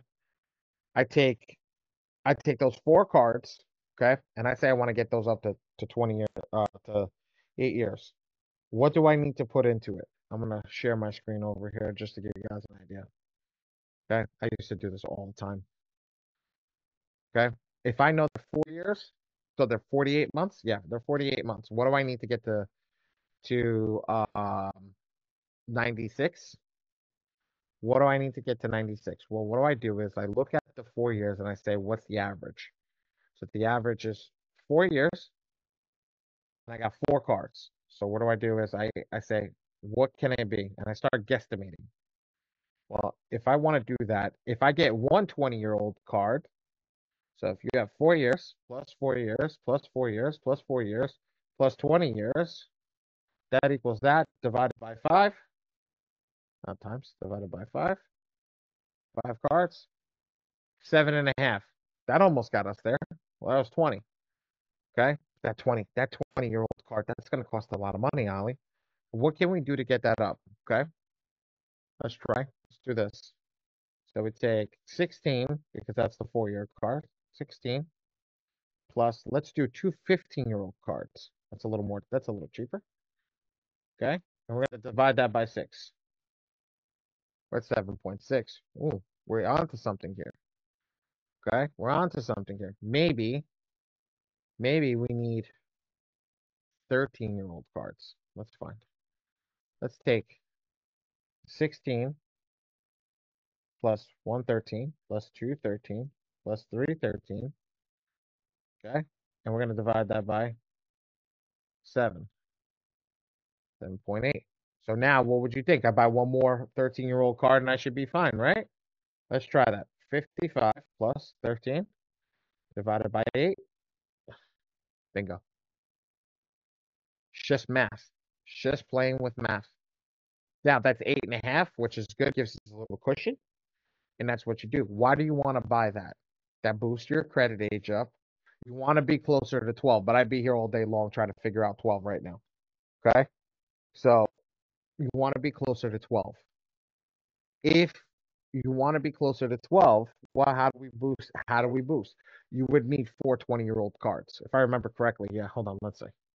Just to do that. 16 plus 20 plus 20 plus 20 plus 20 divided by 8 equals divided by 8 is what? 12. There you go. That's how you do it. To get that 12-year-old mark, you need at least three cards at 4 cards with the 4-year-old ones to get that at 20.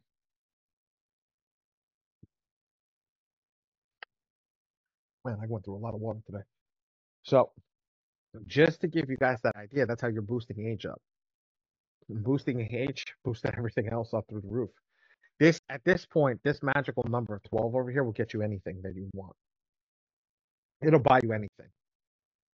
Now, the biggest thing is everybody wants the mortgage. Everybody wants the high credit limits. What do we need after? What do we need to get that? We need to get it. We need to make sure we're making money. Because here's the thing. The bank looks at one aspect and then looks at the rest. The reason I know this, I'm going through this right now. I'm literally going through this like we have a side hustle. We make money on the side hustles. And we have my day job, which I don't make enough with. Let's be real. And when they look at that, well, it's a pain in the behind to get a mortgage with this. So you have to know how to make sure you're showing the proper money and get everything to where it needs to be. Shell, I know you came off of mute. What's up? Talk to me. I know you're in that industry, so I know you can help.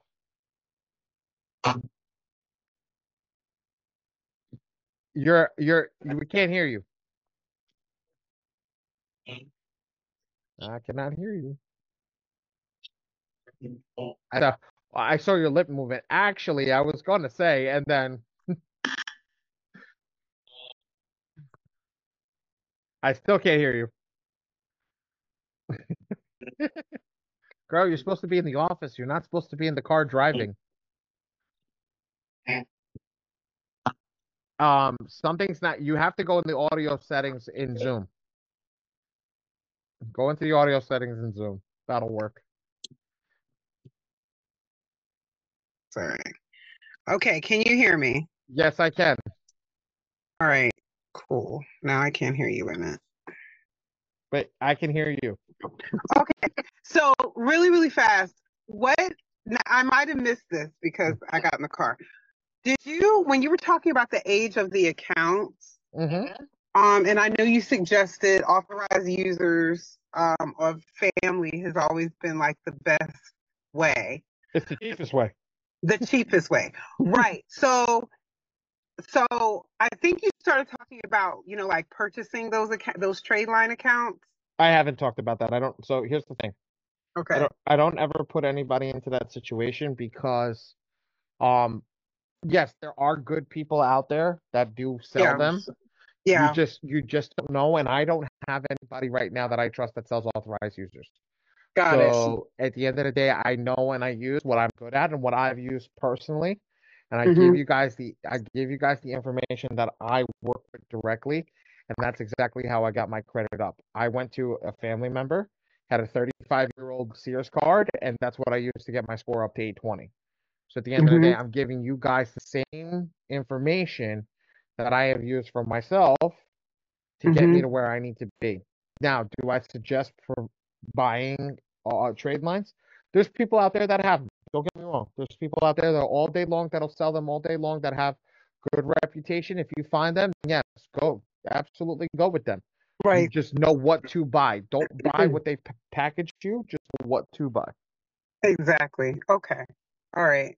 That was my question when you started talking about aged accounts, because not all of us have family members that are willing to do that, which I don't see why, because you're just kind of borrowing the trade line. You're not asking for a card Mm-hmm. FICO shopping. It's just them sharing that onto your credit. And then the other piece of that, you have to make sure that this person has a really clean history with that aged card. So, because I've actually, my mom let me borrow one of her cards that she had had for 10 years. And then I forgot she had some kind of mix up where the card got stolen or she didn't know where it was for like a really long time and didn't tell me. But the card had gotten, the card was compromised and she Mm-hmm. didn't know it. Like she didn't think to cancel it. You know, my mom's in her 80s. So this person, she got a bill and she was like, "Oh my God, what is this bill?" And I was like, "Oh my goodness." So I looked, and of course, this person had ruined her, Ran up, perfect reputation. ran up amok. Yep. And it was on my credit now because I had had it on her credit. So, Well, the I shared. best part about it is you can always remove the authorized user Yeah. instantly. I got it It's removed. Yeah. the debt comes back to the person that owns the card, but it can be removed off of that person's credit instantly, which is a good thing. Yeah. Okay, and Yeah. that's what we do like about that, especially American Express, these other companies that you're dealing with. Um, little tidbit master hack that I always hand out every 3 months, cancel your credit cards. Say you lost it. Really? Absolutely. Okay. I've Every never heard anybody say that. why would they tell you that? Why would somebody who has you on a subscription tell you to cancel your credit card? So you have to go in and put that information in. You're also going to know what you use every 3 months that you're paying for. And when something is out of whack and you go log back in like 7 months later, you can always put your credit card in. I do it. So I personally do it once every 4 months. I'll say I lost a credit card. That Why? is so good. You never have to deal with fraud with that because what happens? Instantly cancel it every 4 months, or every 3 months, or every 6 months, whatever you feel comfortable with, and that resets your system, and then you don't have to worry about that. I literally I've stopped paying for things because just canceling out the card. People are like, you serious? Can you just cancel it to cancel it? Yes. I go, I tell them I lost my credit card, please send me a new one. I get it expedited, I get it a day and a half later. I don't have anything to lose. Yeah, that's awesome. I don't have Oh, any go and for I need to schedule a time for you to look at mine too, because I plan on signing up. But I need a one-on-one too. it. Yeah, no problem. Thanks. No problem. You got it. You got it. And these are things that this is the stuff that when I talk to people, these are those mastermind things that nobody's going to teach you. Yeah, oh, that's crazy. Why would you do that? No, okay. If you're paying for stuff on your card, right? You're paying for stuff on your card. Why would you keep your card open and not know what you're paying for? People have subscriptions they don't even know that they're paying for. Companies like Rocket Mortgage are going out and tell you, okay, I'm going to review your account and I'll tell you what you're paying for and auto cancel it for you. But if you just cancel your card or you stop, you say, hey, I lost it. Don't cancel it. Excuse me. Hey, I'm sorry. I lost my credit card. Can you send me a new one? Boom, it's done. Also, teach you guys another hack with that. When I do that, okay, there's mastery behind it. Okay, say God forbid there's ever fraud on my account. Okay, and I cancel the card out. And say the fraud happened a week or two after it. I lost the card, whatever. And now you get hit in the mail. You get this bill in the mail, and it says somebody had committed fraud. This sparked up $200 worth of payments, whatever the case may be. Everything that you had, all of a sudden, you're no longer liable for the card because you said that you lost the card. And anytime that happens, it resets the system. And it's like, damn, he called in and he told us he lost it. So it helps with security purposes for yourself. You don't know who has your card. And before it's too late, you set yourself up for success. And now look, I'll tell you guys something over here. Where's my stack? Ah, here it is in front of me. That's how many credit cards I deal with. So you tell me that I have to call each and every single one of these companies. I have to tell them that I lost the car. Yeah, it's a pain in the butt. Yes, it is. But it's worth it. Because last month, American Express now owes me $5,000 because something had happened. I called in, I reported it. My card was compromised. And because I called in and say, hey, my card was stolen before it was even stolen, or I knew what happened. I looked in. We caught it on American Express. American Express refunded me because I paid the bill without even knowing it. American Express refunded me for $5,000. And I would show you, but hold on, I can't show you. Do it on my phone. I don't want to show people logins. But here, I'll show you this. Close to 5,000. Here. Can you see it, Micah? Can you see that? Yeah, no? Yeah, I see it. Okay. Yeah, I can. Yeah, I just needed a head nod or something. I just wanted to make sure that it was showing up on the screen. So I practice what I preach when I tell you guys this stuff. Because at the end of the day, when you practice what you preach, you'll start to build what is that? Trust in the community. And we actually want to do this. I use the software. I use these methods. I use these tactics. Anything that I can teach you, I'm gonna debunk. Last night I was on Instagram. It was funny. Last night I was on Instagram, and I'll show you guys. This is a video. This was a picture that I saw. Okay, I want to show you guys this. So these are all UCC codes, right? Universal codes, right? To delete charge-offs, to delete all this thing. So what was I doing today? One by one, I was going through each code, typing them in, reading up on them on the computer to find out what each of these codes meant. Why? Because everybody is selling a mastery course. Not everybody is actually executing a mastery course. I'm going in and executing a free course for everybody that's out there to make sure that you guys get the job done and understand. Okay. Now, let's get a little bit into building. Let's do that. I know this is where we need to be in this building segment over here. And the way that we start building is very simple. You start with your credit builder cards. Okay. Now, there used to be one back in the day. I don't know if it still exists, but let's take a look at it. Credit builder card. Let's see. Let's see if you want it, if he's still in business. Yep, he's still in business. Creditbuildercard.com. This is who I used to use. Reports to all three bureaus, no credit checks. He does everything that you need. It's a secured card. You put money on it, and you'll get your credit built. It's as simple as that. And here's the cool part. Look at all these credit card building programs that are right here. When we type that in, there's a bunch of them. So here's the thing. You guys can use all of these to start to build your credit.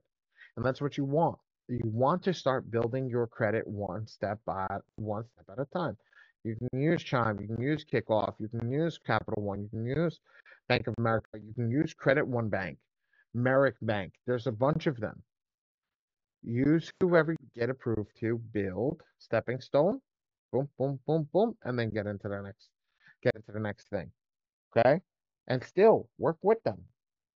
By the time that you're done building and done doing everything correctly, if you don't have a negative account and you get the authorized user, yeah, you can build instantly. You can go out and apply for a JP Morgan Chase or any of those cards, and that'll really build you up, right?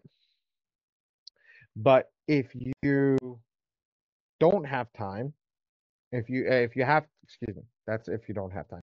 If you have time, this is the way to do it the old-fashioned way. Build from the bottom up. And now you're building your history strong.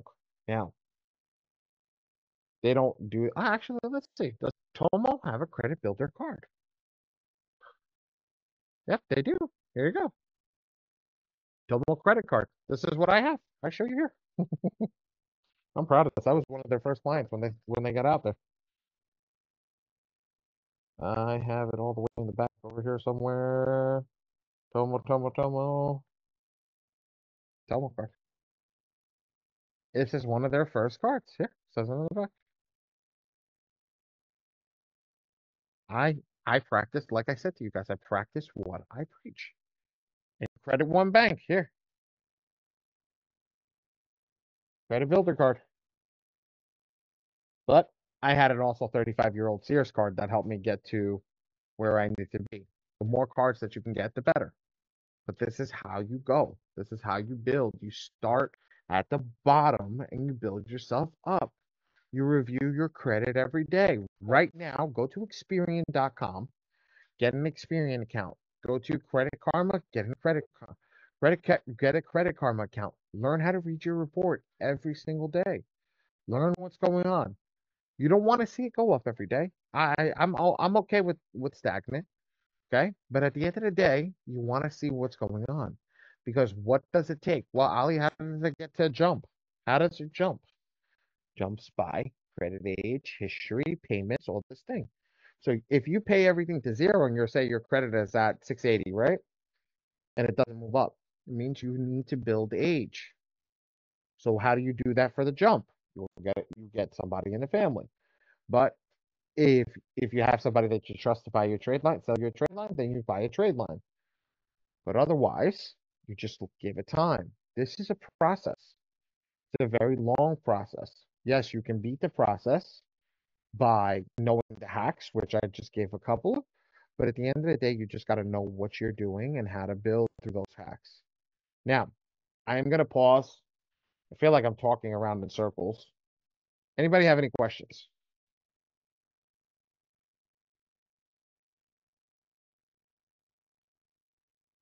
Wow, the girls are quiet.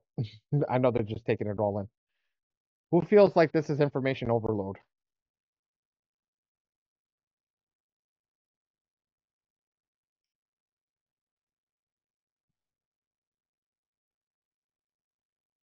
Out of here. Let's put this over It's here. good. It's good. I'm not asking you. You have no I choice. know. I know, but I You was just have no like, choice. You have to learn this. yeah. You have no choice. You have to learn this. There's numbers that I tell people that work for me and people that work around me that numbers that you're supposed to hit. Your utilization should But never be over 10%. So give you guys insider hacks. Your with utilization, go for it. no, I was gonna say, you said, oh, when you go to the bank, they say you have to have 8 years of credit history to like, Hmm. I don't know, you were talking about something about Get funding. funding. Get Yeah, funding. but I don't know if well, it's a personal loan, I guess. Doesn't But matter if it's personal. It doesn't matter if it's personal. They could tell you that how for personal loan, credit card. They could tell you that for a car loan. They could tell you for anything. no, but how long do you think credit history has to be? Credit history has to be minimum 2 years. Oh, They so want to okay. see they want to see a minimum of Um, 2 years of payment. They want to see a yep. minimum of 2 years of good positive payment history, no Yep. derogatory accounts, no late payments, no bankruptcies. They want to see a minimum of 2 years. That's why they want so certain companies expect the number, aka the number is fake, not aka. For you guys to know, the number is fake. That credit report number is bullshit. It's freaking bull cocky. It's bull crap. Why is it bull crap? Because I can take any client tomorrow, go buy 5 30-year-old or 35-year-old trade lines and give you an 850 score. It's fake, Yep. but it's still an 850. Mhm. You feel me? Yep. So that's where people got to understand that it's got to be a primary trade line. When you get your primaries and you meet all the numbers on the primaries, that's when your account is real. That's when your account is, and that's what we want at the end of the day. We want those strong accounts. We want those accounts that people are going out and getting funding with. Like, let me tell you something. I wasn't able to fund myself for 3 years after I got the Credit One cards. When I got the Credit One cards, we were able to get me $50,000 in funding after 3 years of payment history on the Credit One cards. But I did the opt-in video and the opt-out video in the Mastermind group. And the opt-in and opt-out video is once you fix your credit, you opt back in. You don't opt out. You opt back in. The more stuff you get in the mail, the better off you are. The higher your score goes, the better the cards get. And you definitely want those better cards. You don't want to wait for those better cards. You want them immediately. As soon as you can get them, get them. So that's where you opt back in. So that's why I did the opt-in and opt-out video, especially with the credit repair companies and credit repair people and people going through credit repair. You want to make sure that you opt them out of credit card history and things like that because, hey, let's be real. When somebody gets that magical, and I had one over here, I just threw it out today. When they get that magical portfolio with, American Express, get 150,000 points today if you opt in or apply for our Amex Platinum card. You know, that's great. But what happens when you're in credit repair? Yes, you're gonna get that card, but now what are you gonna do? You're gonna drop your score. So it's it's counterintuitive to it's counterintuitive to get that and know exactly what's gonna happen to you. So that's where I really focus on what I tell people all the time because you could see them, they're messing up left and right when it comes to that because they will get that card and apply for it and didn't even need it. Michelle, I know you can't. Every time I see your picture, I know you want to talk. So talk to me. I just have another question. Go for it. Okay, so what do you think about freezing all of those secondary credit bureaus before you Bullshit. start this? No bullshit. Bullshit. Oh my God. Everybody says you have to do that. Yes, you can do that, but here's the thing. Why would you want to freeze something instead of attack it? Oh yeah, I want to attack it for sure. But I didn't know if that would help the attack by having the people, because apparently those other bureaus are what they use to verify the Absolutely. accounts. Absolutely, but if it doesn't exist on the other bureau, how can they attack it? That also gets it so the information comes back on after they go and re-verify it after 6 months. Okay. So why would, again, I'm going to say exactly what I said. Bullshit. Sounds like bullshit. Yeah. Because at the end of the day, if you don't remove it and you don't clean it, it's not going to help you. Got it. Your job when you do credit repair is to clean the bureaus, not Equifax, TransUnion, and Experian, the bureaus that have that bad data on there. That even goes for check systems, that even goes for early warning. You guys have to figure it out in the sense of what is there. Go get them to pull their secondary reports, read that, then we can go after it. Because it's as easy as, hold on, I'll show you right now. It's as easy as, where's my mouse? Here's my mouse. Clicking here, going next. Let this read real quick. It's as easy as scrolling down over here and picking a secondary. Picking one of the major secondaries. FYI, if I want to go check system, stage stream, LexisNexis, Innovis, boom. I'm done. Oh, all of that's in there too? I didn't know that the other ones are in there too. Yes, it's all in there, but you need to know how to use it. This software is only as good as the user. If the user is bad, the software is bad. But if the user is good, the software is lights out. But when you get the free credit report, when you pull the credit report, does the software initially know what's reporting on those secondary bureaus or it's only dealing with Equifax, TransUnion, and only dealing with Equifax, TransUnion, and Experian. What I always say to do is to set the expectation for your client. Pull those secondaries as well. Turn around and say, okay, so somebody that has inquiries, pull Innovis and StageStream. They have to send you a free credit report anyway. You're allowed one a year. They have to send it to you. If your person, let me ask you a question. What happens when a person has a bad bank account? What do? Can't get a bank account. check systems. Check systems and early warning. Early warning, yeah. So if they have bad check systems, bad early warning, why are we waiting to tell them? Pull that credit report and attack it. The software doesn't do early warning and check systems, but I have a letter for it. I have a letter somewhere. I just got to find it. I actually went and did a whole AI system generated letter for early warning and check systems to get that cleaned up because At the end of the day, everybody should have an access to the bank account, a proper bank Yeah. account. Yeah, Okay. absolutely. Here's the thing. People right now, they're calling me, Ollie, Chase is giving the bag away. Chase is giving the bag away. Chase is giving the bag away. I start laughing. I said, I know. I can't get the bag because I'm blacklisted by Chase. Go to Oh my early God. warning, get a report. Once you get a report, attack. Once you attack, get it removed, do the whole process over, go to early warning, go get your bag. Go to not early warning, go to Chase and go get your bag. That's how it is. There's other people that are out giving money. There's other people that are out giving money. You just got to be smart about it. Just got to be smart about it. What else? What else? What else? What else? What else? Man, I'm running out of stuff. Running out of stuff. What are we? We're on, Mike, I think we're on hour number 2 already. I think we're on hour number 2, my friend. Yeah. So, Yeah. Go for an hour, 2 hours. you're lagging behind. Your internet's not doing so well over there, bub. Dang, Florida. Yeah, Maybe it's well, ours. I don't know. but did you guys get power yet? Yeah, we've had power. Oh, okay, good. There's a highway that's close to us. We're on the north side. We all have power. The south side doesn't. Oh, okay, good. Oh.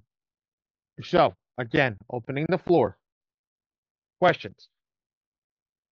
Questions. I drank everything that was in front of me. Yes, Michelle. So you had said earlier that because I initially came to you because I was going to do this for a business, but I actually was planning on, even though I was getting the software for a business, for my business, I was going to be the first one because I need help too. So Who doesn't? yeah, I definitely do. Full transparency. It's Yeah, okay. I'm jacked. I am jacked. But okay, I'm going to share something with you. This is really bad. I took a credit repair course 2 years ago and paid a shit ton of money. Oh, good. I I know. paid So I know so you're gullible. much. I know you're gullible. So great. I can charge you when I'm ready. No, let me tell you, I was gullible. I learned, but so because there's still bad. You know what I mean? So I clearly did not learn everything I needed to know because this thing is like really, really, it's, I guess it's kind of simple, but it's not simple. For Nothing. like, if you don't know, you don't know. Like the average everyday person just does not know how this works. Like this is crazy. Like you just think you have bills and you pay them and you're good. No, it's a lot more. But anyway, so so I guess I'm just trying to. This is like literally not my last attempt, but this is going to be like my really valid attempt at really fixing my credit to get it where it needs to be. Because my goal, my girl Chanel is on the thing. She said her goal to get a mortgage, and that was my goal before I got a mortgage. I'm good, I own my home, and that was my goal. And that period of time got me to that point, but it was like you said, it was fake. Like I got my score where I needed to go for it to be to get a mortgage, to get a nice car, and a couple of other things I wanted. But I'm back. It's almost like I'm worse than I was before I started. Which bag did you buy? Which bag Which did you which bag oh, did you buy? don't judge Don't me. even I do buy bags. I don't buy even bags. I buy bags. don't even I play treat me. myself once a year. Don't even play It's me. Libra season. Don't play with me. Libra season. She was in Louis one time, but I never used credit for that. But that's because I don't have enough credit. That's where you're gonna help me. So anyway, but what I'm saying is, I'm really really excited about what I'm hearing because I know you're giving me hope that I can actually get my credit permanently where it needs to be, and I Absolutely. know how to maintain it. Because let me tell, like I told you, when I did the first time, it was fake. Like I had a lot of fake stuff that got my credit score in the 700s. Mm-hmm. But then it just, when that little stuff was over and falling off, like the fake trade lines and stuff fall off after a certain period of time, I went back down. I was down like the mid 600s. You know, I went Hmm. from like, so I lost like 100 points. It was crazy. So then I was like, oh, okay, well, I'm good. I don't care. I'm just going to pay the bills that I have. And it's cool because I have what I want. But then, you know, I've been in business since 2019 and there's a shit ton of things I need and I can't get it because my credit score is not high enough. And I got a lot of stuff to fix for my business. And now I'm trying to do more business, you know, do expand my business and I can't get funding. It's a mess. So anyway, that's where she is. So thank you. That was really it. There really wasn't a question in there. I'm just saying I'm happy that Where are you located? I live in Maryland. Oh, okay. I thought you was up here in New York. Okay. Oh, you're in New Uh, York. What part of New York? You in the city? no, I'm in Westchester. I'm right outside of the city, about 25 minutes. Okay. I'm in New Okay. York City a lot though. Okay. So if you're ever in New York City, you want to do one-on-one, come to the office. It's Okay. easier to do one-on-one in the office. Okay. Because when you actually see the person, it's very different than dealing with somebody you can touch. Can't touch. True. Okay. That's why the True. mastermind course is free. Okay. Because we're going to be doing masterminds in this office. Small, quaint, they're going to be expensive. I'm not even, we're going to be going into masterminds like this, but they're going to be expensive. The thing is, I want to make sure there's people here that are going to learn, that are coming in here because I'm going to do it on the worst night of every night, of ever, Friday nights. Is it Because just a Friday night or is it like more than one day or we might see what we get turnout wise because we want to build into it. We might do a Friday night course. It might do one way of make it 5 hours. Have food, have all that stuff, figure it out, and make it quaint. 10, 15 people maximum. I can't fit that many more people back here, but um, the whole point of it is to actually teach people, work with them one on one, teach them the real things. Because here's the thing, freezing, what was the other one? Suppressing, doing all the suppressing? suppressing, doing all these backhanded bullshit things, Yeah. not fix your credit. It took me 3 years to get a collection off. Not 1 year, not two, 3 years to get a collection off that needed to fall off my account.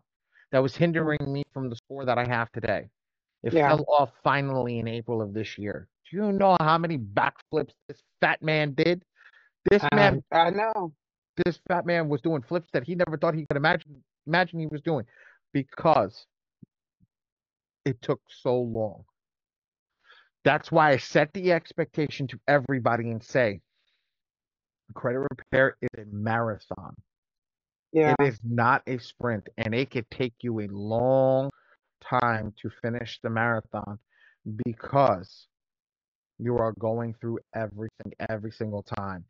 Now, there are things like this new human trafficking thing that I heard that everybody's doing, and they're doing these quick. It's called the TransUnion wipe and the Equifax wipe. I'll get you fixed in 2 weeks and this, that, and the other thing. Yeah. Okay. And then in 6 weeks, in 6 months later, it comes back on. Right. Why and why? Because they're going through all this stuff and they're not doing it the right way. Do it the Yeah. right way from the beginning and everything will be okay. So, yeah, I can't hear you again.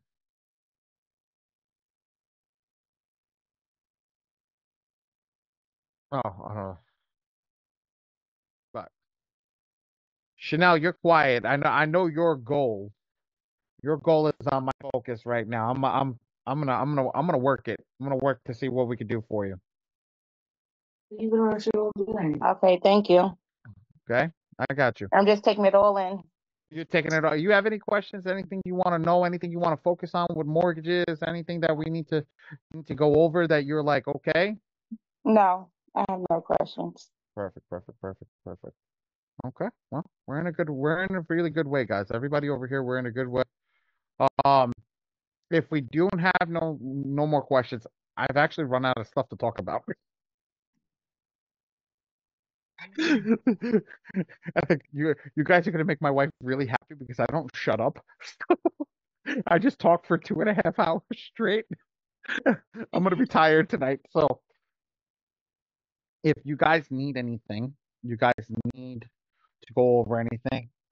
Tomorrow's the weekend. I don't know if I'm gonna release videos in the mastermind group, but I know this is going to be a big video. We're going to do small little videos but the mastermind video is going to be the biggest one. And a lot of them, and I tell everybody, if you missed a mastermind video, it's okay. A lot of it's going to be focused on the software, but it's going to be going into what people need. So after we go into the software, I think I'm actually going to start with the software right off the bat every time, and then go into questions right after.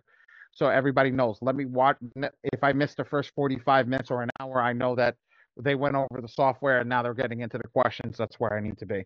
So you guys help me figure out what I needed to do structure wise for every class. And I'm going to start asking questions in both the M2 FICO Forge and the Mastermind group to see who needs answers with what. Michelle, I'm going to put the link in M2 FICO Forge for the credit report. But you're in the store. You just need to go get your affiliate link. Yeah. You need to go get your affiliate link for your clients. For us, Chanel, if you're not running this as a business, I will send you my link so you can get that and get that pulled, and you and I can put it into the software and go over it. Message me one-off in Telegram. Let me know when you're free. We'll do a one-on-one. Michelle, get into the software, get paid, and you automatically get a free 1-hour one-on-one with me. Okay. Yeah, that's all you got to do. Get yourself in, and then we'll teach. We're going to go over this one more time, but then we'll go over your whole account. Okay? Okay. Sounds good. I'm gonna get in there later. Perfect. If there is no more questions, I'm going to stop sharing my screen because there's no need at this point. I'm going to stop sharing my screen. I thank everybody for showing up today. I thank everybody for the mastermind that we're doing. Micah, I forgot to record this on the cloud. Yep. But at the end of the day, everybody will see this. It's going to be on Facebook. It's going to be on YouTube, not Facebook, YouTube. And we'll go over this. And if anybody needs anything, just let me know. All right.